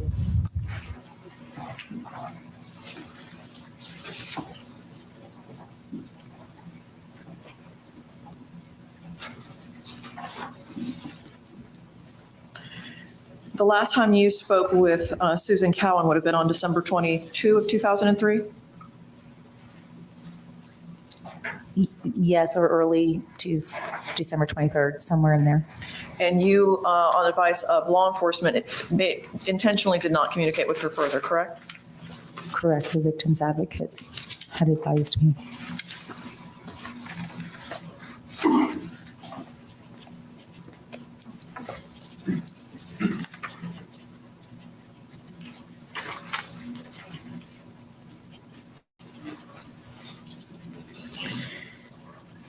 Your daughter's birthday in November, the one where you said you saw Stacey in a new vehicle. Do you remember what date that party would have been? Would have that been on your daughter's actual birthday? Yes, And what day in November would that be? 7th.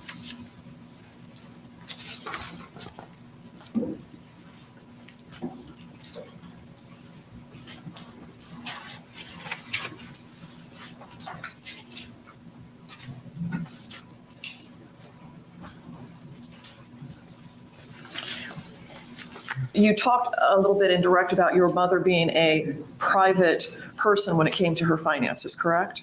Yes, There was a family dispute or controversy prior to your grandfather's death about how his estate would be divided, correct? I don't know that I knew about that. I may have heard something about it.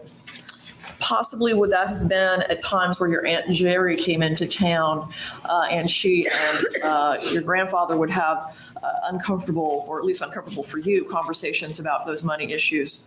Objection, speculative. Can you rephrase the question?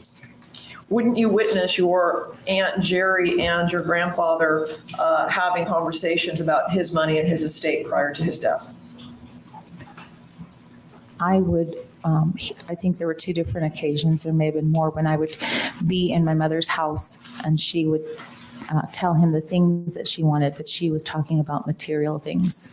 I don't know that I recall money, but that could have been part of the conversation. You were aware that there was a controversy, particularly with your Aunt Jerry in the family, about your grandfather's property, if not accounts. I think I became aware of that after my grandfather died.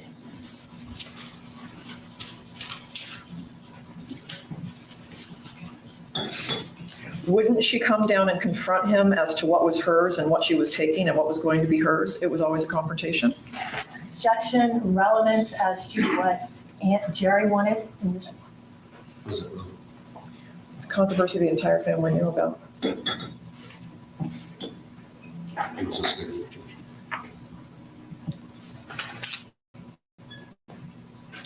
And after your mother was found, you assume that your sister was her executor until you were appointed in March of 2004, correct? I don't think I assumed my sister was my mother's executor.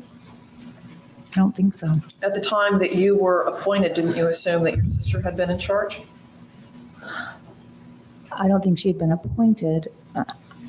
I think that I assumed from the time of my brother's arrest to the time that I was appointed, she was the only other person who had access. She was with him. I don't think I ever thought the court appointed her. All right.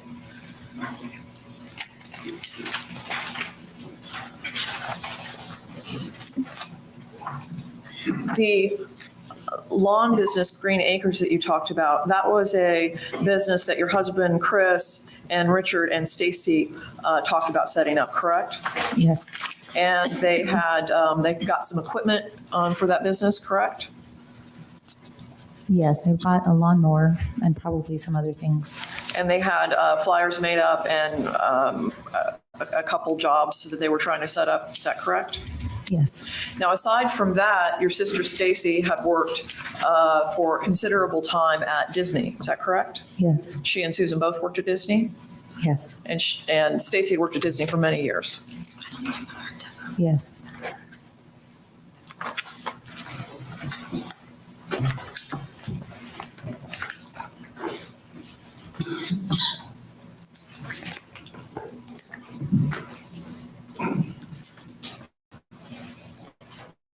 I don't have anything to say. Okay. Steve?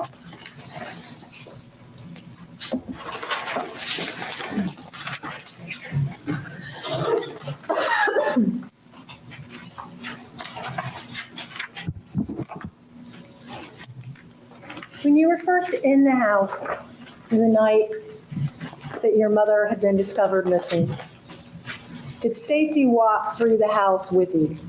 Yes, Did she point out to you things that she believed to be missing? I think she was the one that stated my kids' pictures were missing out of my grandfather's room. Did she mention anything about suitcases? Yes, And what did she say to you? that my mother's suitcases were missing.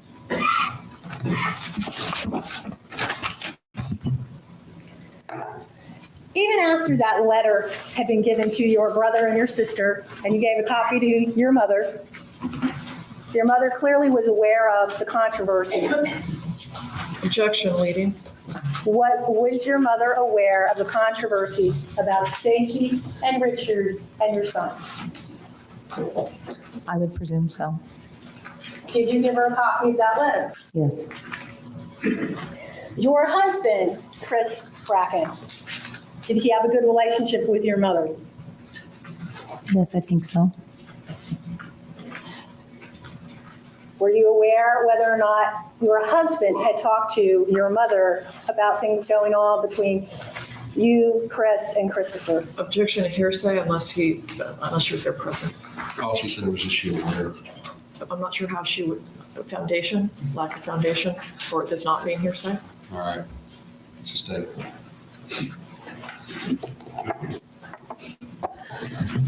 During the pendency of your brother's case, to your knowledge, did the state ever seek the death penalty? No, And in fact, when it came to the resolution of your brother's case, what did you want to see happen? Objection, relevant. I want to rule the objection.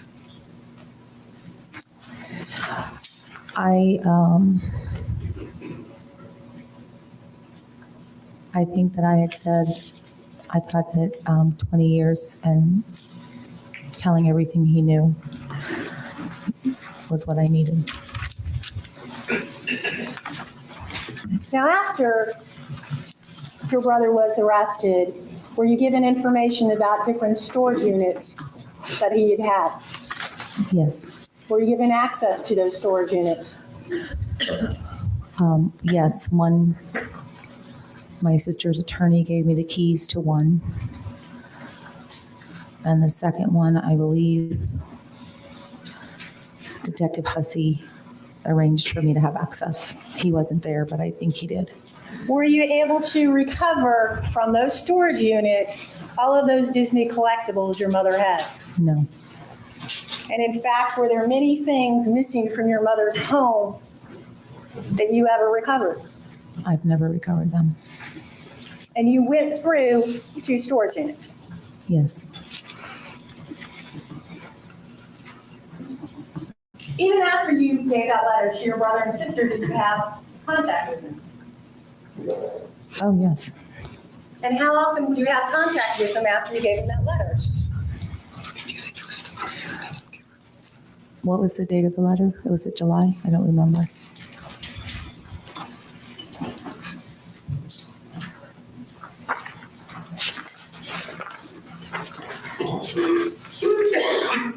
Maybe it's not dated. Back, and I'm showing you Defense Exhibit 2. I'm not sure it's dated.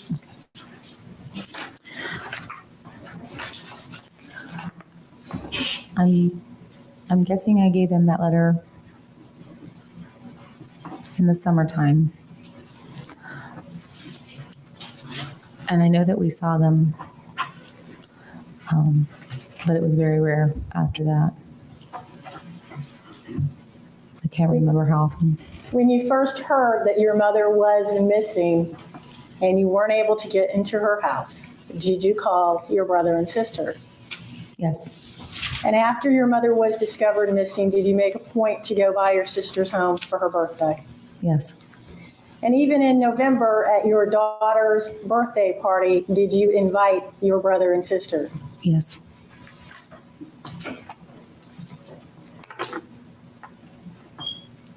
During that evening, as the sheriff's office was there, going in the morning hours of September 12th of 2003, were your brother and sister there with you?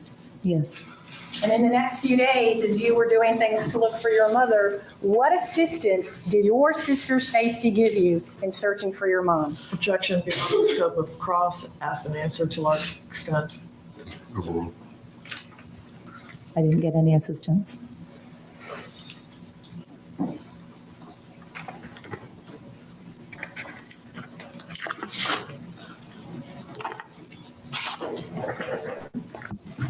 I have no further questions. Ms. Jennings?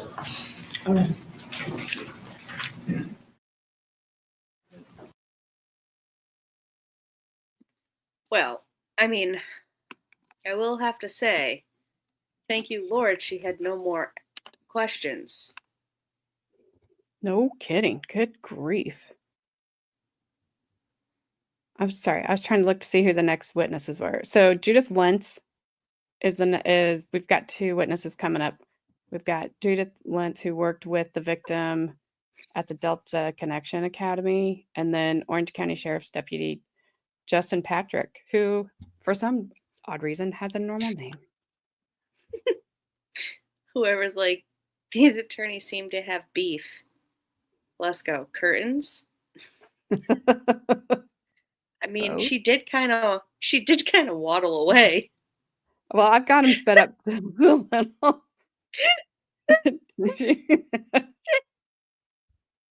She did kind of waddle a little funny there. Had to tell you, thanks for being a member for 21 months. I think in Oh, 3 heck more yeah. months, you get a new number badge. I don't have control over those. I Period. know. Full stop. And thanks to Per- Ash, being a member for 2 months. Heck yeah. Appreciate it. Appreciate it. Also, Did you just say beef curtains? Yes. Yes, Bri. Yes, I did. I did But not hear. separately. I typed that with one finger. Did YouTube really double down for me? Yep. Yes, it did. It sent it twice. Yep. It really did. It wanted to make sure that we knew you said curtains. Gabby has been a member since 1947. I Aw. wasn't even alive then, Flashman. Wasn't even a twinkle in my, definitely not in my mom's eye, and definitely not even in my dad's eye. Because they weren't born either, I don't think. I don't think. I don't know. Like maybe, but not sure. Maybe, yeah, maybe not sure. I have going to send half of my memberships that I can send out this month before I forget. Oh, fancy, fancy, fancy. Maybe not. Old Line Red, View from the Porch, Heather, TR, and 214 Ray from Dallas. These names, I probably know them. Well, we Old know. Line Red is, I know. Yeah, we know them.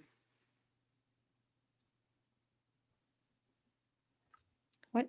You have sang this song before. You can't feign ignorance. Pete Crummy. I hope that is his name, Sharon. I hope that is his name. Also, I think she's behind. I know, but I don't care. I hope that is his name. That's so funny. Randomly, Pete Crummy. Some of us, if you don't have I don't have a brand account apparently, because like Baker can't.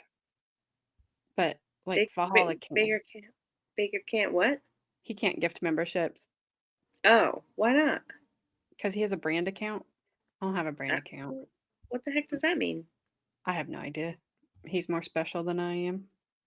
Oh. Weird. I don't know. I just wanted to I want to be Detective Pete Crummy. Because that's awesome. Petite. Petite, sorry. Pete Detective Crummy. We've got Crummy and we've got a Hussy and Crummy, you get out there. I guess you would want to be like, you crummy hussy. It's Crummy and Hussy face.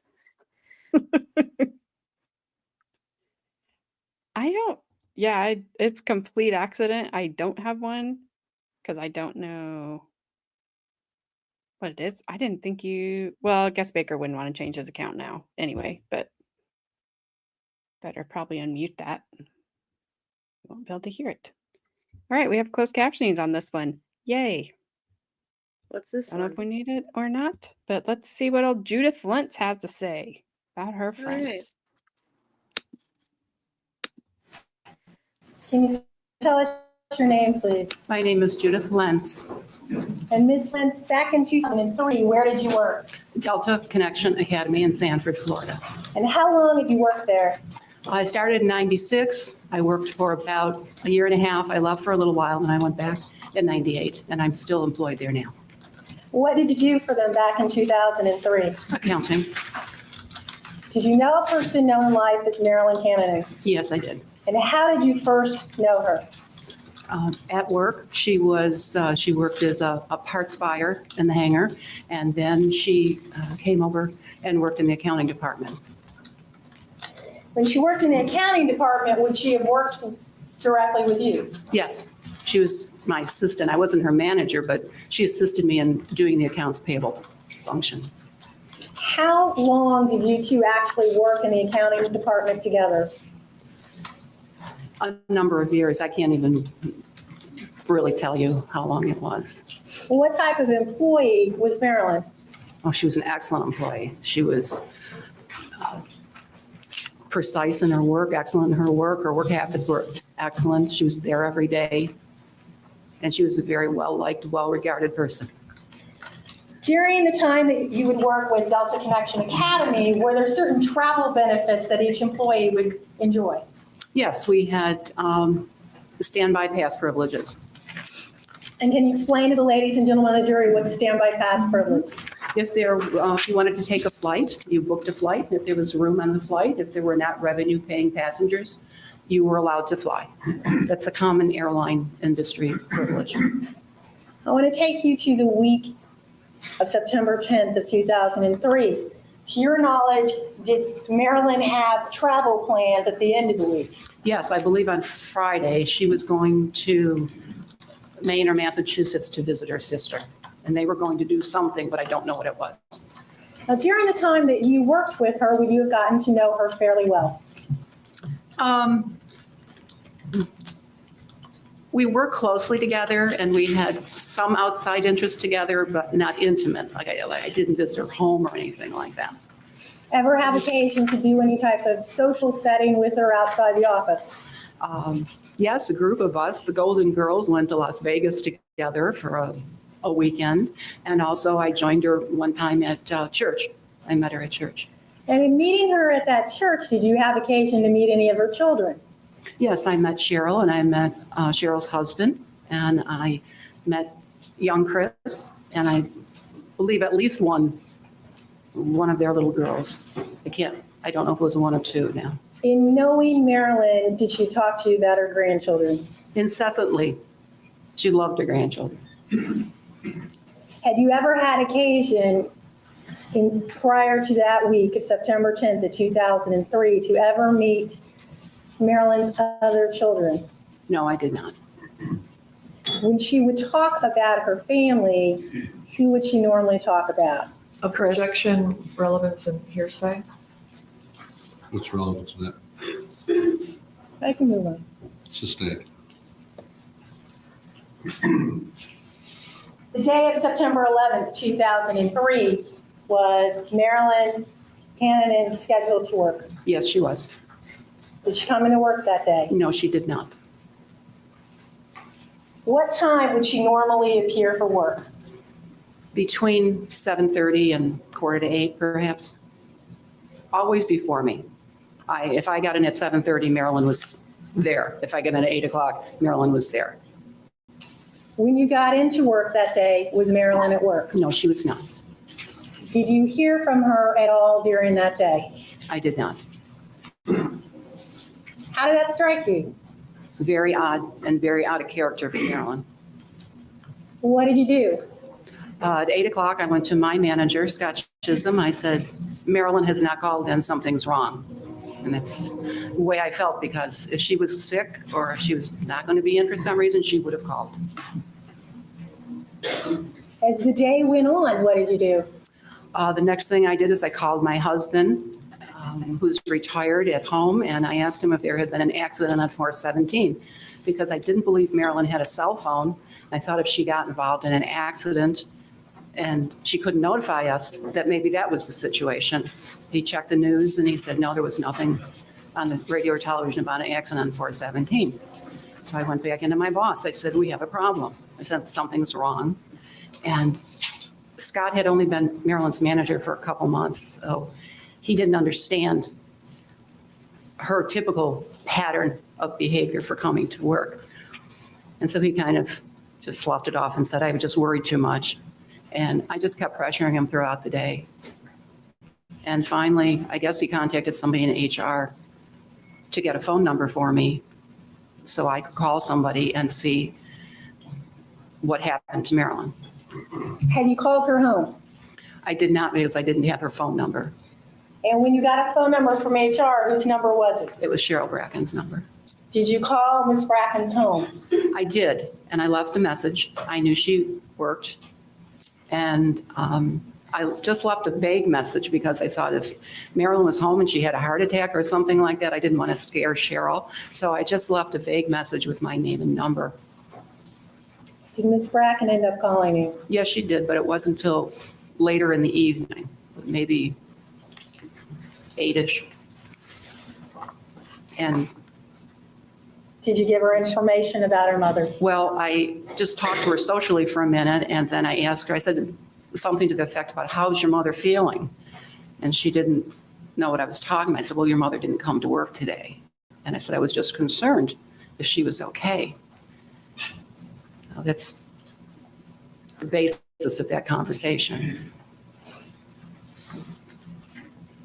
Now, in the following days after that, did you have occasion to see Marilyn again?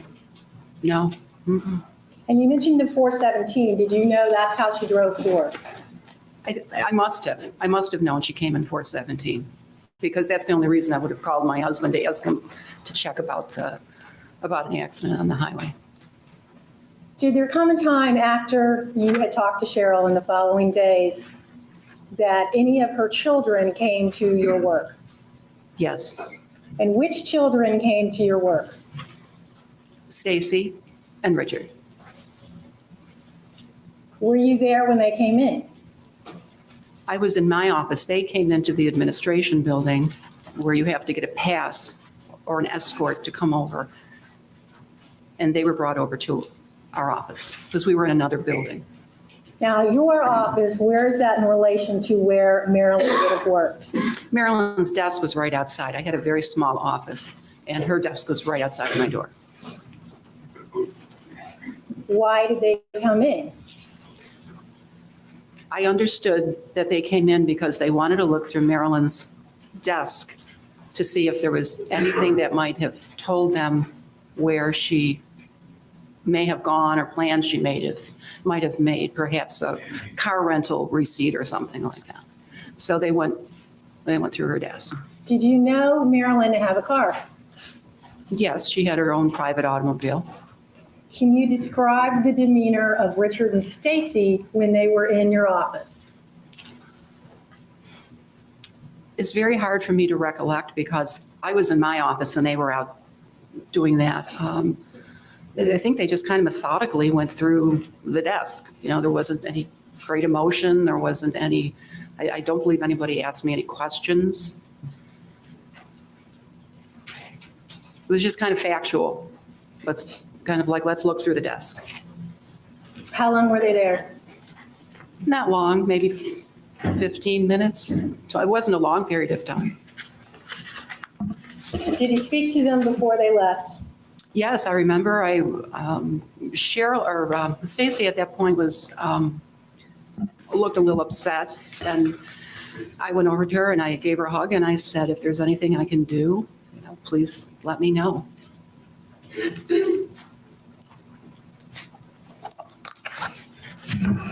When you saw them methodically going through their desk, how did that strike you? Objection, irrelevant. Sustained. Any great display of emotion ever that you saw that day? No, none. By Richard or Stacey? None by either. I have nothing further. Good afternoon. Good afternoon. Where was the office located in Sanford? My office, Yes. and we were in the education building. They're at the airport in Sanford? Yes. And so that would be off of Lake Mary Boulevard, which becomes, doesn't it become another road or does it continue to No, be Lake Mary Boulevard goes right into the airport. We are not down at the airport proper. We are over at the academy side, which is on the runway. So we have access to the runway, but we have 4 buildings there. If you were coming north on the 417 and getting off at Lake Mary Boulevard, how would you get to Maryland's office or your office? Go down Lake Mary Boulevard to Carrier and turn left on Carrier. And would that be before you get to the entrance then of the airport? Yes, you don't proper? go to the airport proper at all. And other than believing that she took the 417, would you have known anything else about the route she would have taken from her home? No. Mm-mm. Did you have any indication of how long it took her to get from her home to work? I guess I assumed it was about 40 minutes. True that Marilyn Kananen was an extremely neat and organized person, Absolutely. maybe even beyond what we usually think about as neat and organized people. No, Is she the kind of person that would make sure her desk was completely clean and organized and cleared off before she left every night? no. Not that I remember. Do you recall her as being a very private person? Yes. I don't have anything further, thank you. Anything further? She's a private person, though. Did she talk to you about her children? She talked about Cheryl and her husband. She talked about her Judge, objection. grandchildren. Hearsay, relevance. Sustained. I have nothing further. Anything further? No, sir. All right, you can step down. Thank you very much. Can you please state your name Justin Patrick, and how are you employed? as a deputy sheriff with the Orange County Sheriff's Office. And what is your role as a deputy? I'm currently assigned to the Juvenile Arrest and Monitor Unit. And what were your previous assignments? uniform patrol in East Orange County. Is that what your job was back in September 2003? Yes, ma'am. Do you remember receiving a call about a missing person? Or did you receive multiple calls about that? I remember receiving a call in reference, or being dispatched, or a call in reference to a missing person. Okay, and was that Alachua Road area? I believe 7611 Alachua Street. Okay, and what is the situation when you get dispatched to that? What do you do? Basically, I respond to the residents and make contact with the reporter, the person who contacted the sheriff's office in reference to the nature of the call. And who was the reporter? Do you recall? I recall making contact or meeting with Ms. Cheryl Bracken. Was anybody else at the house when you responded?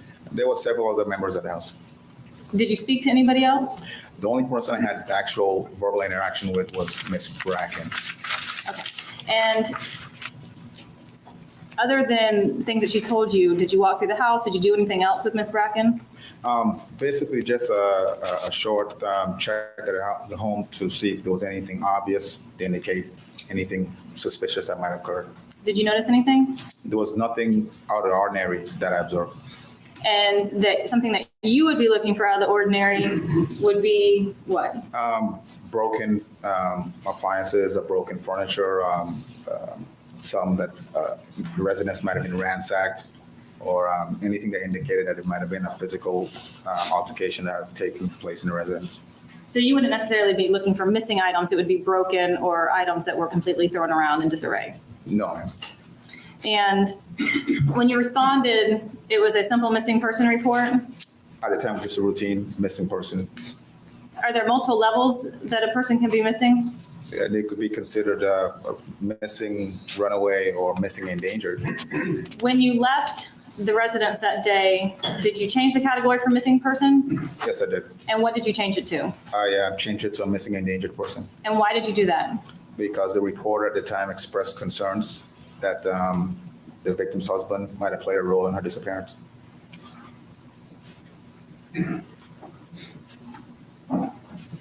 Did you do any follow-up investigation on this case? No, ma'am. Did you speak with any employees or employers of the victim or the missing person? During the investigation that night, I did spoke to someone identified himself as a supervisor, and that was just basically for them to state that the victim had not shown up to work, and this was unusual.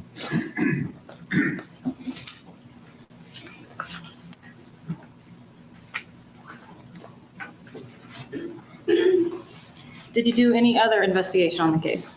No, ma'am. When you leave a residence from making a missing person report or missing endangered person report, do you enter that information anywhere? It's immediately entered as a prior to leaving the call most of the time. It's immediately entered into the system And that's a system that can be accessed? by all law enforcement. Was there also a description of a vehicle that was put out? I believe I obtained a description of the victim's car at the time the report was taken. I believe it was a beige Toyota Corolla of some sort.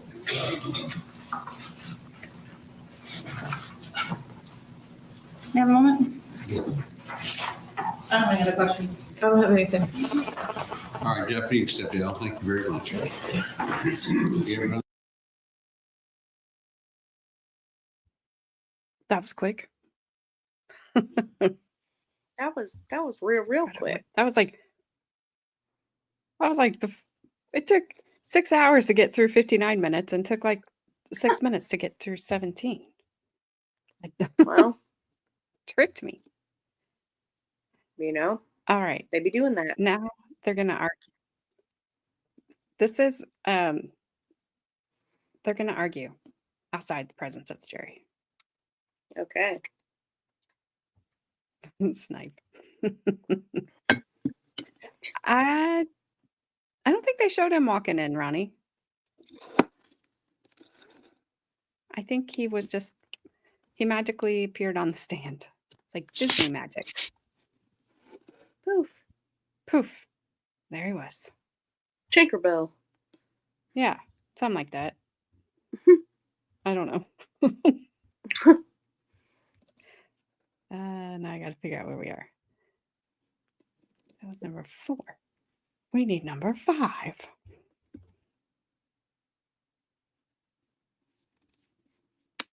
Don't do it. Of course, no closed captionings, because why would we get 2 in a row? And I had to keep kind of backing it down for that guy. Like, I think he kept talking faster and faster. And he had a little bit of an accent. I couldn't place it.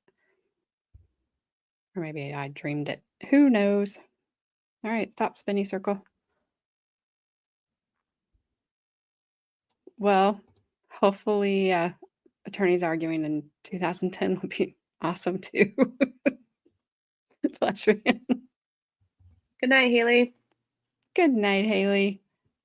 Sweet dreams. All right, stop with the spinny circle. It's enough of that. I'm gonna hit play and see what happens. Testimony, so who knew? if the court would like to have this discussion after that, that's fine with me, but. I'm sorry? Tracy Hughes. Oh, I thought you were, I'm sorry, I thought you were, well, I doubt we're gonna have that issue during Ms. Hughes either. Probably would take it up right now. Sure.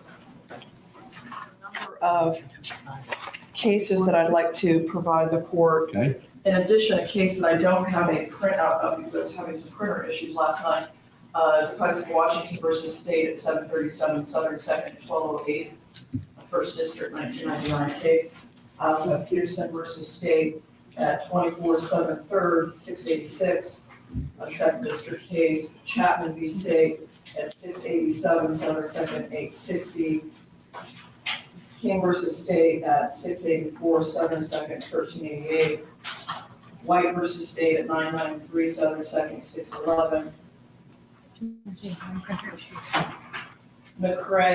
Sharon, this one is the defense. The redhead is the state. The short blonde hair. Well, there's 2 short. The younger, I think, short blonde is the state that questioned the officer. Hopefully that made sense. But I kind of did it backwards. I was thinking Tony Baloney also has blonde hair, but I think she's older.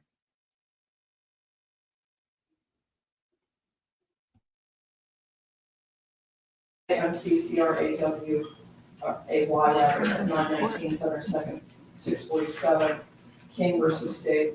I already said that. Yolman, YOLMAN versus State 469 Southern 2nd. True. 842, and Fields versus State at 608 Southern 2nd, 809. And Judge, in a nutshell, Where are the state's copies? I apologize, I don't have the annual roll researching this issue last night. I'm having a serious computer printer issue. That were able to print them for the court and contrary to common practice, not print them for the state? Yes. You marked the highlights, is that correct? I did. We can get them out to the demo now.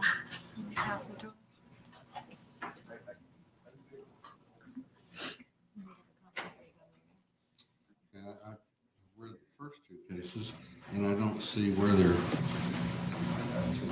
whatever we did yesterday is any different than this. Sure. Well, actually, Because I believe you even agreed that the main, for that one question you asked is that you were attempting to impeach Richard, and he hadn't even testified. and that's part of why I'm concerned, judges. We got a little wound up yesterday in our conversation. And I don't want it to appear to anybody at any time that I have invited error in this case, or that I have made mistakes that rise to the level of ineffective assistance of counsel. Well, I certainly don't want that. None of us want that. And although I believe I was correct in my assertions yesterday, I don't believe that I argued it in a way that the court understandably took as more argumentative than based on the law. Really, the premise is pretty simple. The hearsay rule is not a rule to exclude repeating what other people have told you. It's a rule to prevent proving something through an extrajudicial statement. So it's not ever about, you can't say what other people told you, it's that you can't try to prove something that somebody else said out of court.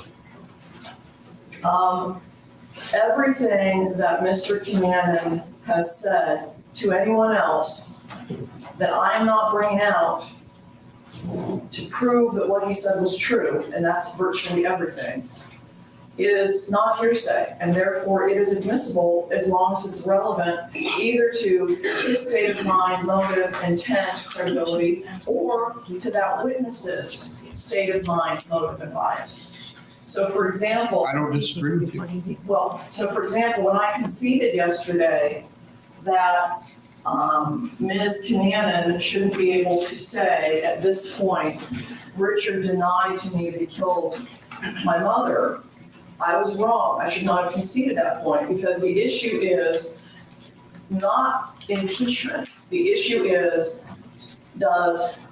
did Richard, having told her that at that point in time, is that relevant to her state of mind, motive and bias, and mindset when testifying? And indeed it is. That's the argument I should have made, and I didn't.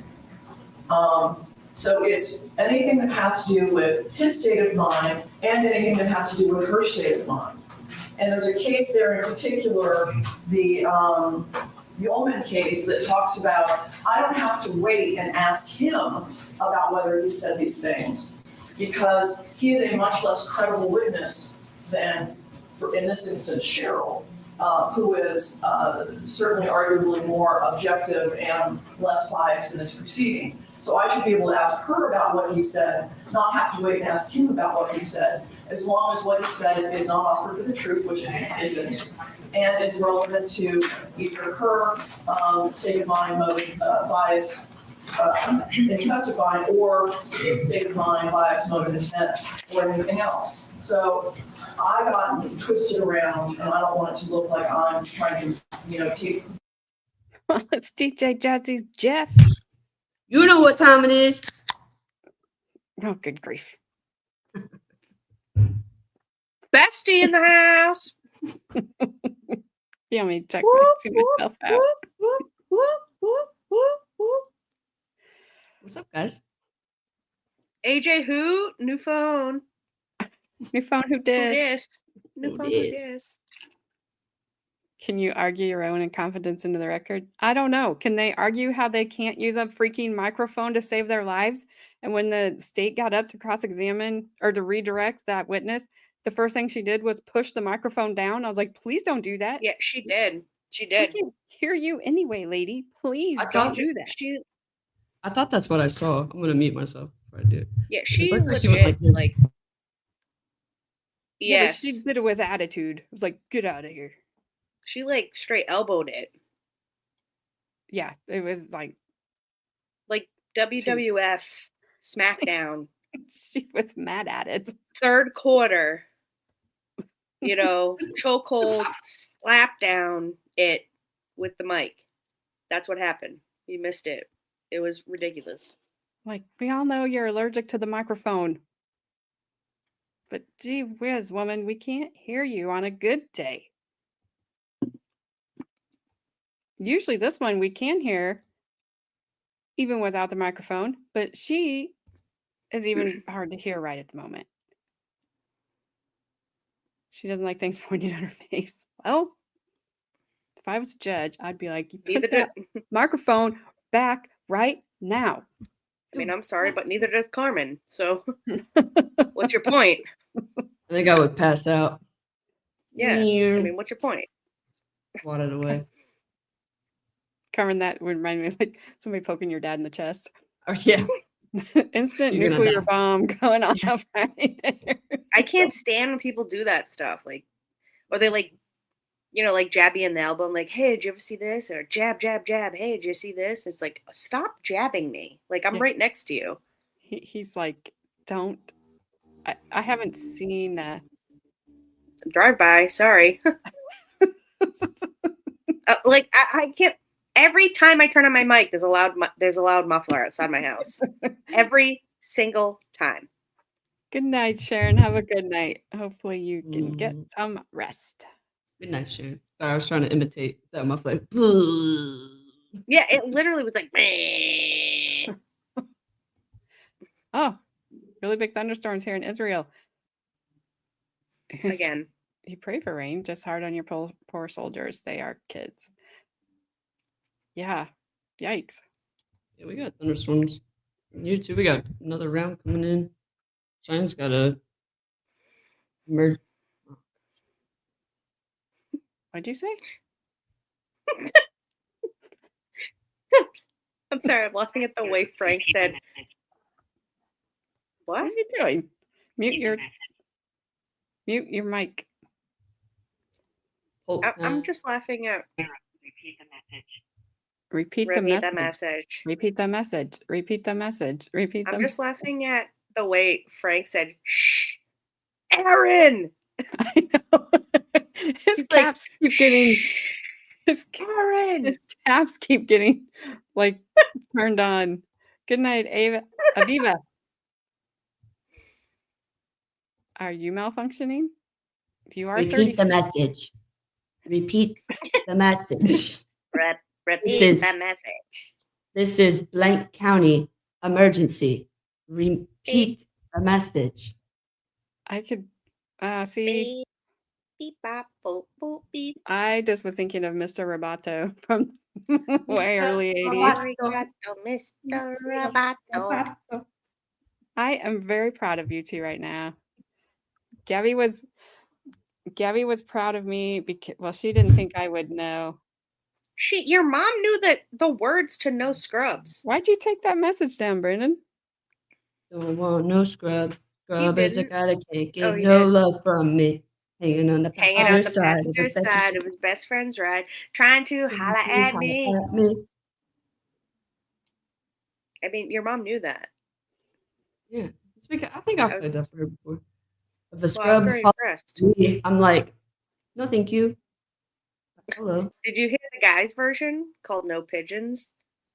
Yeah, I thought Let's Go was calling me a pigeon head.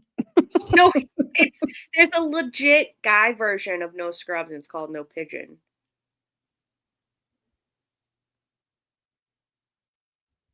Sorry, I didn't realize that this name change thing has people over here who aren't used to it. They don't want their stuff up there, so. Yeah, gotcha. So it's like, I didn't mean to leave that up there that long. I was like, change it before you forget.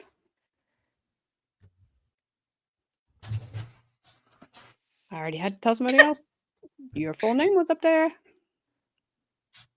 Oh. You want to say hi? If I can pin the camera. It's either a cat or a dog. Sergio. Sergio. What's up, Sergio? So cute. He's like, what are you doing? Frozen. He's like, what? Who called me? All right, go away. Gabby only walked pigeon toe because her shoe too small. She don't shop. She just cruise the mall. He doesn't and like Boston is Boston. disgusting. Well, I mean, one thing I have to say to you, Lesko, get bent. I give -0 shits about what you say about Boston. Boston's the best city ever. And also, get bent. In case you didn't the first time, you can the second time. And if you need me to repeat it, just let me know. Okay. If Boston All right. just fell off the map, I'd be okay with it. I come get you. I was gonna say I would not be okay with that because that means Gabby and I come Mrs. get you. Gabby. No, I'd come get them. Oh my gosh! I mean, I got multiple boats here. I'd be good if we were just like SeaWorld over here. I'd be good. I mean, I could, we got boats. He's got SeaWorld over here. You got Waterworld. You know that movie, Waterworld? You guys are like SeaWorld, though. Movie? No, but you know that movie, Waterworld? I always felt like we'd be okay. I mean, we have, a little John boat and a little rowboat, and we have boats. And they had crazy people on jet skis. Whoever. I've never been to Massachusetts. Neither. Don't you dare try and tickle my fancy, or you'll get what you want. You get what you want. What I want right now is a Twinkie. You got that? Did you Doubt know? it. I've Doubt never it. had a Twinkie. Yeah, missing Get anything. Get out. Get out right now. Get out. Okay. You've had a Twinkie. Get back in here. No, I haven't. I've never had a Twinkie. And She swear may I'm have gonna had s- she I'm- may have had a I'm- Twinkie when she was a little kid, but I don't remember it. she doesn't remember because Twinkies aren't good. I've never. Okay, I mean, don't like, laugh. It would be Don't more laugh when I of say a this. ho-ho. I'm gonna laugh. I'm going Don't to laugh laugh. when I say this. I've never No, had a no, no. Twinkie that I remember. I've never had a ho ho that I remember, and I've never had a ding dong that I remember. The hostess kind. I'm talking about the sweets. Like, don't laugh. Yeah, okay. Don't laugh. Twinkies are not the best. No, they No, are not. They're not. They're They not the are best. not But the best. They are going to not, but, live like- here with the roaches and the Nokia phones when all the rest of us are Yes. gone. But you know what? Yeah, You should at least weirdo. have one in your life. Like a Twinkie is like a rite No. of passage. She's I fine. went She's 30 not years missing without one. anything. She's okay. You gotta have one. You gotta have one. No. At least I one. At least refuse- one. Nope. I refuse. I've went 30 years without one. I'm good. Stay with it. Have you had a ding dong? Nope. Not on any kind. The I'm what sweet, they I call mean. a gold star. Yeah, okay. Yeah, you're a real gold star, all right. Okay. My You skin's shine real bright good. like a diamond. Shine bright like a diamond. You're a real shining bright star. You are. Whoever. Wow. I'm allergic to wheat. Oh my lord. Oh I'm man. I'm We hitting got play. too many. We have too many private conversations. Yep. We really do. I mean, all right. Also, Suspender Man is still sitting back there with his arms crossed, even though he's moved. See? He's waiting to go plow the field. He can't believe his wife think dragged he's- him here. Waiting to go up there and like knock the judge out. He's like, I'll Look till at- your beans. He's straight up watching the jury to see if anybody else is chewing gum. He's like, all right, Bubba, let's do it. Oh, he's one of those judges. No, that guy and the suspenders, I don't know, back here, if you can see my cursor or not. I never know where you can see my cursor when you can't see my cursor. Frank, calm down. We'll get there. The judge was admonishing the people that are sitting, the audience, about being just that he'd gotten reports from like the victim advocate, the state, and I think a deputy, that they could hear comments of laughter like coming from the audience. And so he was kind of getting onto them. And then that guy was like, well, some of the things we're kind of laughing at is because there was jurors over there chewing gum and popping bubbles, like blowing bubbles. So you're not like, you shouldn't have gum in the courtroom, period. No. Frank, you want to see a magic trick? Yes, you're the only serious one here. It is scary. Yes. Like, oh I my mean, Calm gosh. down. Calm down. The only other thing Okay. that would make it better, whoever, is if they were like taking it out and pulling it out and twirling it around their finger. Yeah, whatever. All right, I'm hitting play. All right. Bring error on in any way, shape, or form. So my request would be to, after we're done through these, permit witness to recall Ms. Bracken for a couple of additional questions in cross, and then be done with that subject as it applies to her, and try to get everybody on the same page so that I don't have to deal with a litany of objections during my cross over an issue that is a pretty well settled tenet of law. I'm not disagreeing with anything you said. I don't understand how you think that asking her if Richard told her that, I think your question was, didn't Richard tell you he didn't kill his mother? And how is that going to her bias or prejudice based upon what Richard told her? It goes to Richard's credibility. It goes to her belief that in her entire testimony was taking things that had happened in the past that I would argue at the time were not suspicious and were not indicative of guilt, and her relating them now in the backwards prism of Richard having said things to her while in the jail that led her to believe that her sister was involved. That's why these things become quote unquote evidence of guilt. That's why we have the whole garage sale misunderstanding. That's why we have the whole dogs versus hiding me from the window. I mean, all of her testimony goes to, are those things really suspicious or were they not suspicious? I want to show that her bias and motive in believing and testifying to those things in a suspicious light was because Richard at the jail gave her the impression not only that he was not alone in doing this, but that he didn't do it at all. I think that's relevant and admissible given particularly the damning weight of his sister testifying against his sister. This isn't some bystander or outsider. This is pretty big testimony in a trial where every bit of evidence but for Richard is going to be circumstantial. I think it's highly prejudicial not to be able to fully develop those areas. And I apologize to the court for having given you more attitude yesterday than logical legal reasoning. And I'm trying to correct my part in how things went off kilter. Okay, State. Ms. Tennis is presupposing that Mrs. Bracken believes that her sister killed her mother by herself. I think it's clear from Cheryl Bracken's testimony that she believes her brother and sister did that. And in fact, Ms. Tennis did not want to hear anything of Ms. Bracken's opinion, but clearly, as the days went on and Cheryl Bracken is calling Orange County Sheriff's Office 2 to 3 times a day, she's not just suspecting her brother, she's suspecting her sister. There's a lot of those questions that don't get asked because they are hearsay, but Mrs. Bracken has always suspected her brother and sister. Mrs. Bracken has always sought for Stacey to be charged.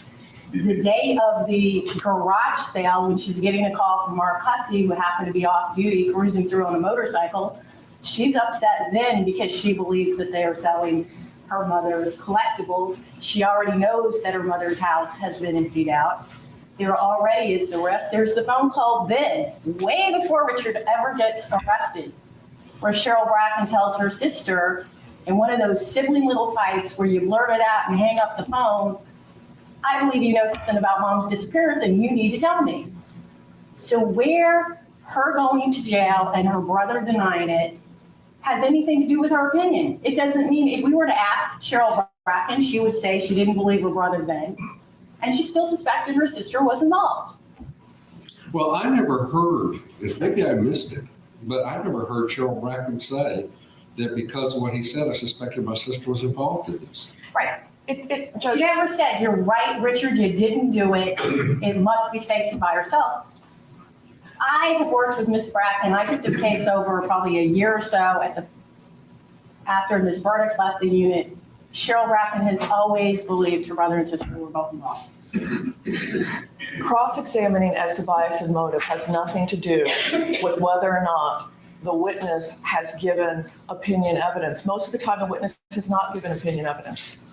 But certainly there are ways to remember things the way you want to remember them. She doesn't want to remember that the issue with the house was about the dog. She doesn't want to remember that her sister and her sister's lover had thousands of pieces of Disney memorabilia that may have been sold that had nothing to do with her mother's home. She's been presenting evidence brought out by the state of situations that they're going to argue are damning and show that Richard and Stacey were working in lockstep concert. I get to bring out anything, I believe, that is relevant to show that no, they weren't working in lockstep concert and that he was driving the bus about every single aspect of this cover-up and that he was telling lies to everyone all along the way and that he was telling lies to Cheryl that may shade her memories of what happened. But his telling lies goes to his credibility. It also, and I'm trying to understand, and I'm just not understanding how him saying to her, I didn't kill Mother, which I believe was what the response was, how that is goes to show her bias or motive for any of her testimony. I think. I'm missing it. Okay. Say, for example, the dog incident happened exactly the way I suggested it did to her. That instead of not letting them in to go to the back bathroom because there happened to be a window in the bathroom versus not wanting them back there because there was a strange dog back there who didn't like children. Say it happened exactly the way I suggested it happened. She's remembering it the other way because the other way is suspicious and indicative of guilty knowledge or bad wrongdoing and knowledge on Stacey's part. I get to bring in anything that Richard told her later that indicated to her that Stacey was involved because that may shade or affect her memory. That's the whole point. I don't have a problem with that. What I've got a problem with is the statement, no, I didn't kill my mother. But Stacey did. That isn't what he said. In other words, you're taking a simple statement, no, I didn't, his denial that he killed his mother, and you're expanding on that statement to all of a sudden include Cheryl in that statement and Cheryl's motive or bias for testifying against her sister in that statement. I just don't see it. Judge, I think I think it's relevant for that purpose. I also think it's relevant to show Richard's state of mind. And again, but is Richard's state of mind at issue right now before he's even testified? I believe that it is. I mean, the state's entire theory is that, I mean, that's their entire theory, is that he killed his mom with the assistance of Stacey and that he's going to tell everybody that that's what happened. That's their theory. If they don't bring that out, well, then we've got a mistrial because of the opening. I think it's fair to say that that's the theory of the case. So, yes. And the Ullman case talks about you don't have to wait and bring that out through the person who actually made the statement, particularly if they're not as credible a witness as the person that you have on the stand, which is certainly our situation. I think that's the one she didn't print. But every single one of these cases talks about the fact that it would not be hearsay if in fact it was not intended to prove the truth of the matter asserted. Now, we've got to get back to what that means. And I did research also. And what that means is the matter asserted being what's stated in the statement, right? Not the whole premise of this trial. In other words, if Richard said, I didn't kill my mother, was that intended to prove the truth of the matter asserted that he didn't kill his mother? Or was it intended for some other purpose?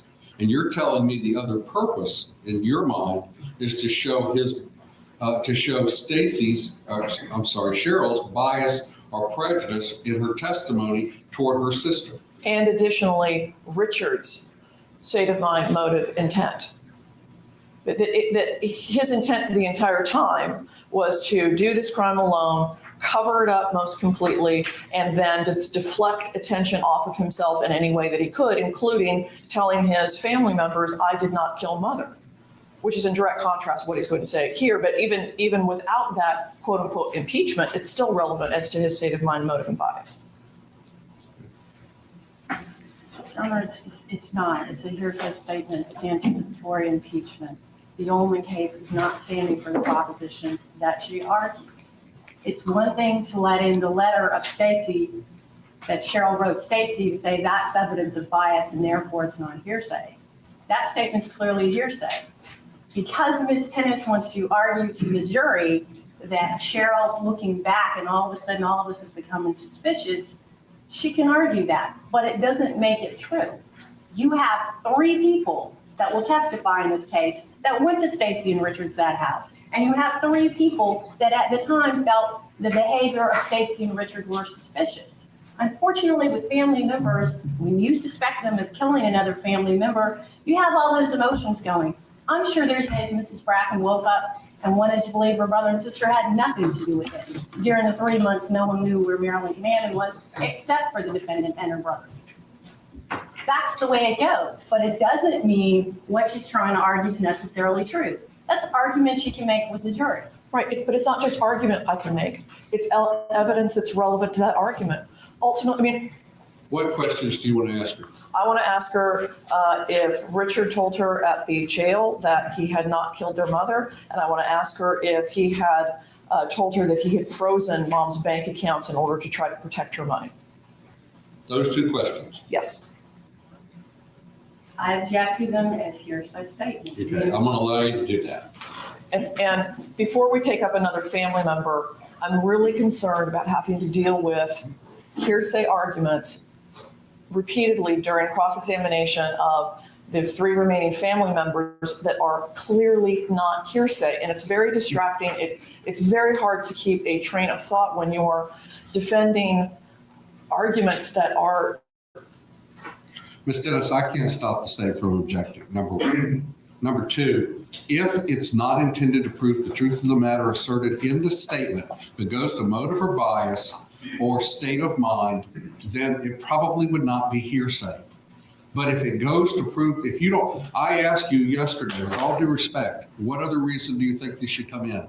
And on some of those statements, you didn't have another reason for me. And that's why I upheld hearsay objections. You've got to argue whatever your reasoning is. If I don't hear your reasoning, how can I rule? Do you understand what I'm saying? You've got to argue, if your argument is bias or motive, that's clearly an exception to hearsay. And I have no problem with that. But when I hear it's impeachment of Richard, well, Richard can't be impeached at this point, I don't think, because he hasn't even testified yet. You may have to call her back to impeach Richard with some of those statements. But certainly as to her state of mind, if you're trying to get into what her state of mind was at that time, or if you're trying to get in bias or motive on behalf of the sister, Cheryl, that's outside of hearsay. And I understand that, you understand that, the state understands it. They may not agree with me, but I can't stop them from objecting on hearsay objections. So perhaps you need to think of a way to phrase your questions so that they don't come about as sounding like they're coming in as hearsay. And I'm not going to get into it with you on that. That's up to you as an attorney to think about that. And if you can't, you can't. There may not be a way. To the issue, Christopher, we addressed this yesterday. It is the state's position that bringing in a novel he wrote, the novel is hearsay. It is not statements of admissions of killing anyone. So it's a hearsay statement. It's a manuscript. It's clear that the defense is trying to. Is he outside the courtroom? He's not in here, is he? Richard? Mm-hmm. Oh, Richard. Okay, I thought you meant the He's nephew. in a holding cell downstairs. No, I thought you meant the nephew. They're outside. Okay. Correct. So as to that issue, once again, the state raises the fact that the defense should not be able to introduce the novel because it's hearsay statements. The state is concerned about her asking questions to Christopher. Did your uncle tell you he could teach you how to steal or how to do all these other criminal acts? That is evidence of prior bad acts. The only way the defense can get it in is under reverse Williams rule, and that has nothing to do with what he's charged with. The evidence code does not change whether it is a state witness or a defense witness. If it was Ms. Kananen and she had said all those things to someone, you sure wouldn't let the state bring it in. Just the fact that it is a state witness, prior bad acts, such as what happened in Brevard County, anything saying that he knows how to steal or go in and do these things is inadmissible because it's prior bad acts. It is one thing to say he can be questioned about entering a plea to a manslaughter and the death of his father, because that may go to bias in his testimony here today. Anything else he's done in the past is limited to convictions under the evidence code. So it's your position that her asking him, asking the nephew, did he teach you how to steal, doesn't go to Richard's credibility? Correct, because it's evidence of prior bad acts. Well, and it's impeachment. What's the bad act? Teaching how to steal or stealing? Both of those. Okay. I understand your argument. Number one, the manuscript. The manuscript is not hearsay. I'm not asking anyone to believe what is written in the pages of that manuscript. It's not hearsay. The Washington case was a murder case. That's that's a first district case. And it talks about some similar concepts. This is not Williams rule evidence. Williams rule is similar fact evidence, and that's not what we're talking about. We're talking about the fact that a defendant can cross-examine a witness regarding anything that has to do with their state of mind, motive, bias, intent, the whole litany of allowable, relevant cross-examination topics. This falls firm, all of the things that she's talking about fall firmly within that. Nobody's trying to prove that Richard went out and robbed banks. Nobody's trying to prove that Richard in the past has killed somebody and made it look like suicide. It's relevant that he talked to his nephew in a time frame that is close to our events about doing those things. Okay. All right. I've already told you I'll let you recall Miss Cheryl, the sister, again for those questions. For those two questions. Which would open the door to her belief at the time then. If she's introducing it for Ms. Bracken's state of mind, then the state would clearly get to ask that question. What was your state of mind then? Oh, Judge, the cross-examination as to her bias and motive for having remembered some things and not remembered others has nothing to do with her giving an opinion or having given an opinion. That's not how it works. I will if you're going to ask her those questions, I'm going to let them ask her what her state of mind was at the time, because that's the reason you're asking me to let this in. No, I'm not asking her what her state of mind was at the time. I'm cross-examining her as to why it is she has selective memory that has nothing to do with her opinion. It's not, I haven't seen a single case that talks about effective cross-examination as to bias and motive opening the door to opinion evidence. I'm not really sure what her state of mind was at the time. It has anything to do with anything in this trial, but I'm not saying I'm not going to allow it. I will see what happens after the testimony comes out. All right, are we ready to bring the jury in now? Judge, I have one of my concerns. If I lose power, just kick it off. Oh, we're almost done. I was going to say, 'cause we got that last round here, and it's quite the light show outside. That's why I had Sergio in here. We have like 30 seconds.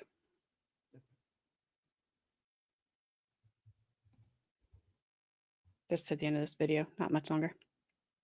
Concerns is that I anticipated Ms. Lautenschlager to come in and testify regarding the SunTrust issues. She's from SunTrust? Oh, this is the girl from Tennessee. Yes. Okay. No problem. Thank you. No issue? All right. Let's bring the jury in. Mrs. Longschlager? I mean, why not? Why not? I mean, seriously, like, just bring them all in, you know? I mean, at this point, I can't. I don't know anything about this trial, but I will say I like their courtroom. It's not ugly. No, it's not. It's weird though. I feel like it's like there is a stark divide between the state side and defense side where oops. The state side is like there's a wall there that you can't see right down the middle. Yeah. The state attorney all in green, she's, auditioning to be on General Hospital as a lawyer. And the other lady's just over there behind her desk, arms crossed, stomping her foot every time she talks. She did make me laugh when she was like this with, what do you mean? Yeah. Like, what do you, is this one of those things where it's like, I don't know what to do with my hands. So it does look like a hotel lobby. It kind of does, actually. It does. Oh, the things on the back of the wall, those are nice. Those are nice. Oh, like in actual courtrooms. Those. They like for sound. Yeah. Mm-hmm. They're really nice. Oh, I was gonna say, you mean the big bathroom tiles on the back of the wall there? Yeah, those are like sound baffles or whatever. So, I mean, obviously, I've only gotten a few minutes with this judge. He seems pretty patient. He lost his patience a little while ago. I lost my patience when I first saw his chin strap. So I didn't mean to laugh the way I did. I felt bad for being so judgmental, but sometimes you just gotta laugh. No, I can't believe his bailiff just lets him get on the stand like that. I'd be like, sir, you gotta shave that. That looks ridiculous. I'll fix it for you. Come here. Come over It's here. like 2 diagonal lines with a circle around his mouth. It's I didn't horrifying. know what you drew. I thought you drew a that was- vagina. I'm like, well, I'm No. not putting that up What? there. That's why I was like, why are you talking about a vagina right now? I was like, what? I was so The chewing gum incident was serious. Yeah. Hey, I've seen Dekoff lose her mind over somebody having chewing gum in her courtroom. I mean, yeah, it was serious. And Well, that is one of AJ's pet peeves there. Don't chew gum in court. well, because you're not supposed to. It's like don't chew gum. Like if you're on TV, don't chew gum. You If you're law-abiding person. well, my dad Don't said, show up in your robe. Don't be driving a car while you're on Zoom in court when you're not supposed to have a license.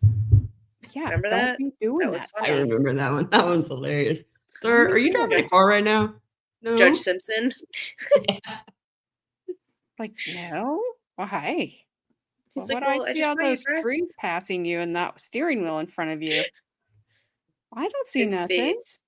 face just went dead. He was like, what? Oh my God, I can't believe I totally forgot. Oh, I love Judge Simpson, and his That courtroom has one, that been exciting video was lately. funny. Yeah, just that video was hate funny. that he takes down his stuff so fast Yeah. now. 'Cause sometimes I'm in the middle of trying to watch it, even like that day, like it's not even 5 minutes old, and it's like this video is not available anymore. Like, seriously? Well, I'm sure Judge Fleischer and,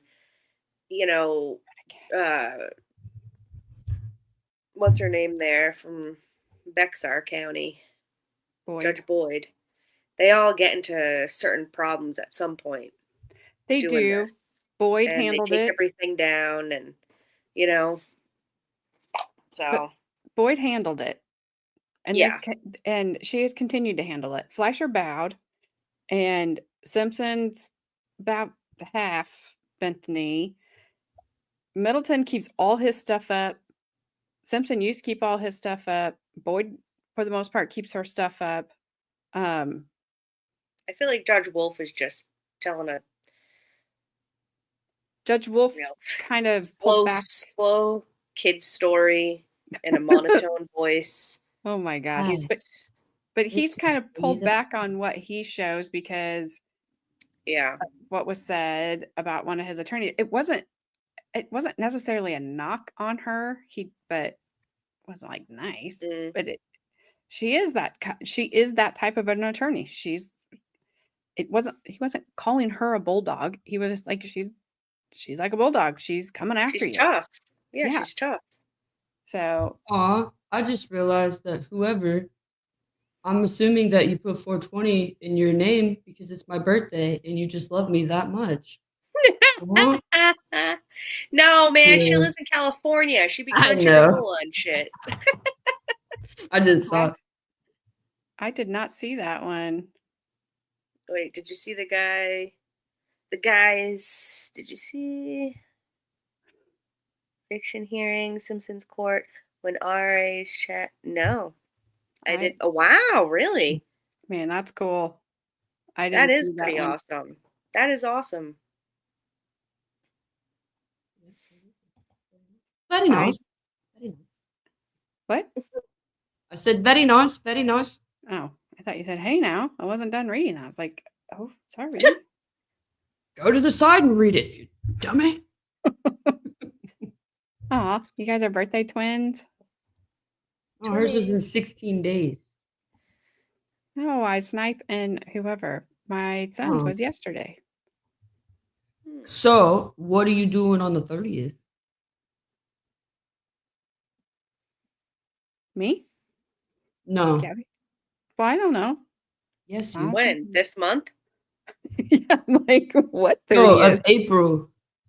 I don't fucking know. I mean, you're like, when? What are you doing on the 30th? What month? First This of all, month. This month. I don't know. What day does it fall On on? a Sunday. Sunday. Why? Tom, Where? you're What do you want? unaliving me. You're unaliving me. You're unaliving me. What do you want? Me? Yes. Yeah, you. You're the one that gave me the date I the first know, but I time. didn't know I was gonna lose all day today. That's not my fault. It is It your kind fault. of is. It is your Yeah, fault. the That is shit breaks. 100% your dang fault. Carmen, you very well know that's your fault. It is. You did it. You done did it. All right. If I give you the 30,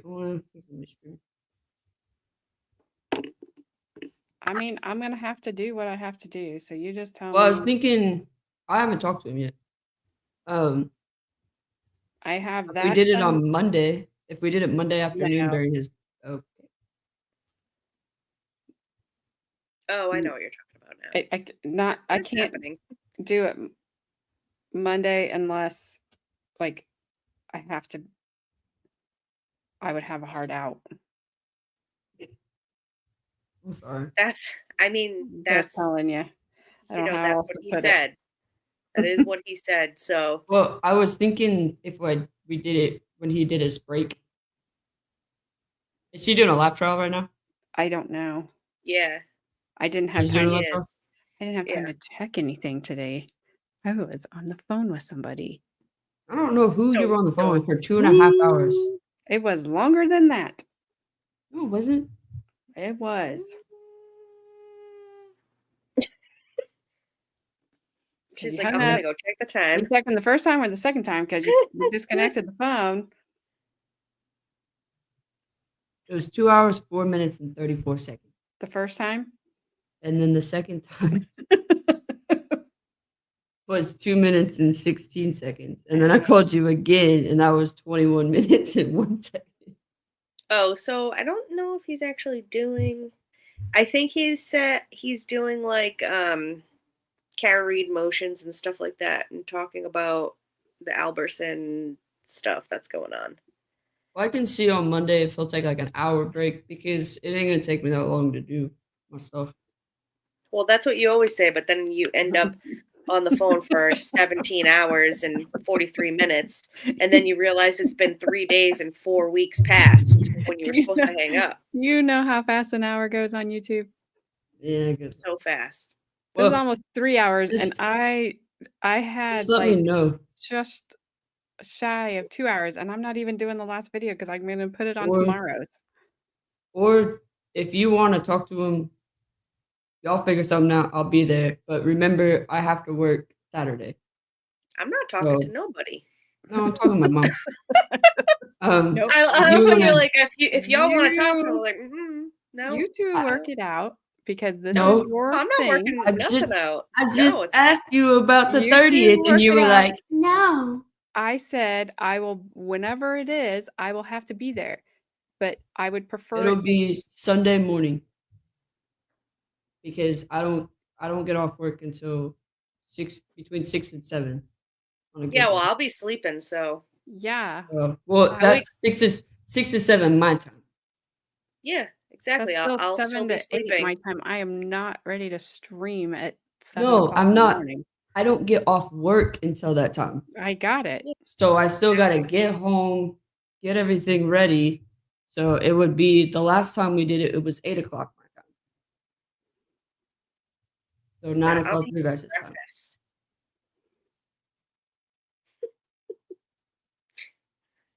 Yeah, You know what? Just like just shaking her head. She's like, "Yep, all right, yeah, sure." it's just there All is right, not. I'm gonna ask him to do it 10 o'clock my time. That's 11 o'clock your guys' time. No, because you got to go to sleep. I don't have to work the next day. So you're just like killing me with all the times of. Killing me softly with your. I was time. trying to be helpful. I know, but you were like hitting me early in the morning. Hit you early Before in the you- morning, hit you mid-afternoon, do it on the That's why- evening time. Nothing is good enough. You know That's what? why today I was Bragging. like, "Hey, remember my text message I sent you yesterday?" And you're like, "I didn't read didn't it." And then when I told And then you, you responded. then when I said, "Don't call me Wednesday because I will not answer the phone," and you said, "Oh, I won't call you Wednesday because I'll be sleeping." I gotta work. And then I said, "Don't call me Sunday, and I will call you Monday afternoon if I have time." For next I didn't week. read that far. That's for next weekend. The one coming up. I won't call you then either. I'll be at work. Not Sunday and Monday, because I'm either going to be on stream with you. Anyways, you guys, what we're gonna be doing is, even though I have Honey, unboxed this, that's how I will- feel most days.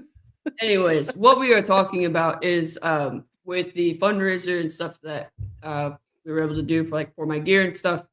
We're gonna do an unboxing. I'm gonna let you guys already know now. I've already unboxed it. It's already on my duty belt and stuff because I got to use it for this weekend, because this weekend tends to be a very So quick live question then. live Quick weekend. question We then. got Quick question then. So are you gonna rebox it up so you can unbox it again on the unboxing live that you're supposed to do?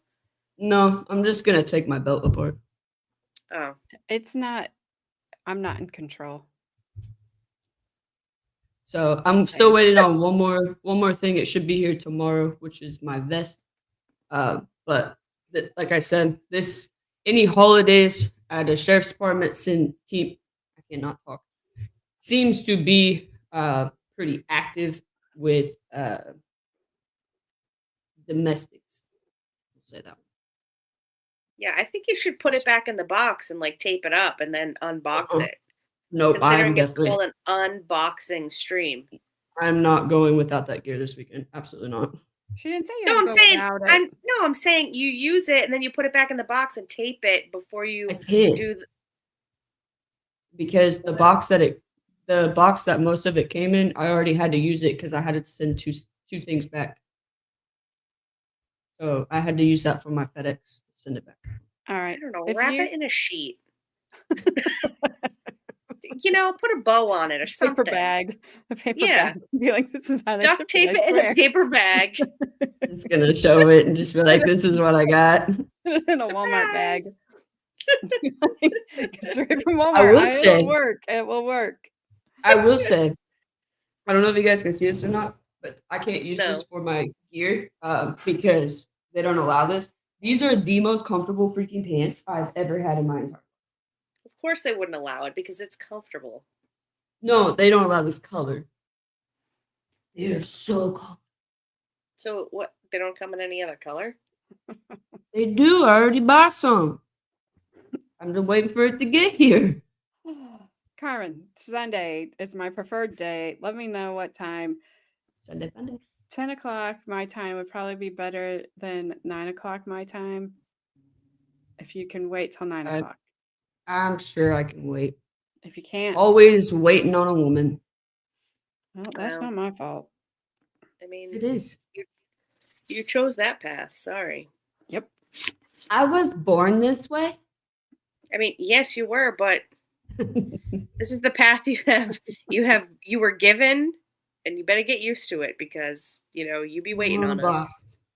All right. I technically I haven't boxed it all up yet, so Well, just I'm let sure me I know can so I come know up- so I know when to expect I'm gonna it to tell post it. I'm gonna tell Baker 10 a.m. y'all's time. I don't know what that is in his time, but I have no idea. So 9 a.m. my time, which I gotta tell him 10 a.m. because he doesn't use my time. He uses Yeah, just she's say in- 10 a.m. Eastern. I don't Eastern. know what that means. Just like 10 a.m. normal time. Also, I think we're dual streaming. I think he wants to dual stream it. He does. So who do I go on? Yours, your mom's. yeah, you'll be here. That title. Hey, hey. What's up, Twa Waffle? T Waffles. There you go. There it is. 1, 2, Oh, she's got the clickety clackities on her phone. That is just turned on. terrible. Get rid of that. What are you doing? What are you doing? Listen, you guys complain when I have my phone on silent, so I It make doesn't sure matter if to it's on put silent or ding. everything on loud. And now Well, I'm it doesn't getting matter complained at because you again. hear it, but you still don't respond. So it doesn't matter if it's got a bing, bing, bing, pop, pop, pop, pop, pop, bing, bing, bing, bing, pop. You're like, yeah, read all. Nice try, ladies. Nice try. I didn't even see that. Carmen is so 2012. She so is. She really is. I really am. Eastern. Right. Yes. My Just lord. tell him vagina Help me. time. See if he knows what that is. Don't tell him that. I mean, he is a Swede, so you never know. Want to do 10 a.m. Eastern time, aka vagina time, on Sunday. Spin your block tonight time. Spin your block. Sit. Oh, Oh, my bad. Let's go. Let's go. I promise I'm just now going through messages. I have a lot. Anybody? Yes, she knows. Holy She cow, knows I have that. 305 from that freaking group. What are you guys talking about? Grandma's house. All right. Well, one? I Oh my gotta get going. So I will see you guys either at Grandma's house in about 5 minutes. Alrighty. No. I agree, Heidel. Carmen can just turn off the key sound separately. She can, but she won't. I won't. I put my entire phone I'm on silent. surprised it isn't a BlackBerry. I'm surprised it isn't Yeah. a flip phone. I'm surprised it isn't a BlackBerry either. I could picture her owning a I'm telling you, BlackBerry. if I could have a flip phone, if my job allowed me to have a flip phone, I would. You know those jitterbug phones or whatever they're called? I would have one of those. Jitterbug phones? That was Lesko. Yes, Carmen, please do show the actual. I think he's being sarcastic. Don't do that. No. You can't see anything. You'd be surprised. No, you can't. It's not on anything. Right. AJ's face. Even if I click on that, it looks the exact same thing. That's your Okay. Discord. AJ's like, whatever. Whatever. Let me know. It's your Discord. Okie dokie. She's like, I don't want no scrub. Scrub is the guy. No, but I'm just showing. That's what I clicked on. That's what it. If he's I'm hanging not out showing. the passenger side of his best friend's ride, trying to holla at me. That's so depressing. I'm just saying. I'm justifying myself. I didn't show any private messages. I showed. I'm your just Discord. saying that I gotta peace out Cub Scout. So Yep. All have right. a nice I'm night, going y'all. with you. All right, Grandma. I would join her, but I don't want to. I don't. Wow. I found another box. All right, shush. All right, 6 well, p.m. I'ma tell her Eastern that. tomorrow. I promise we'll be back. At least I will. I can't won't. speak for these other two. I mean, If I they- might be. I hope so. You have zero excuses. You're right, I don't. Negative 0. No I'll be grandma. here. No grandma tomorrow. I'll be here. All right, everybody, thank you so much and enjoy the rest of your evening. I got to end this quick so they can get over to grandma's. So, bye. Hot mannequin love is kinda uncanny. Click, like, subscribe, ooh, piece of candy. Looking for my spotlight, chasing my vibe. Still looking for my credibility online. Ooh, hot mannequin love, candy on the floor, don't pick it up. Chasing all the clicks, chasing all the views. Credibility's hiding, but I'm bringing you the news.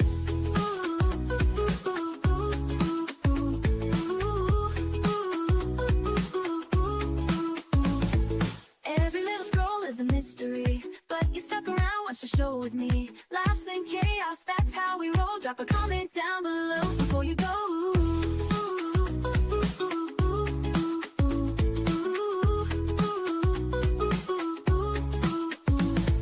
Every little scroll is a mystery, but you stuck around, watch the show with me. Laughs and chaos, that's how we roll. Drop a comment down below before you go. Ooh.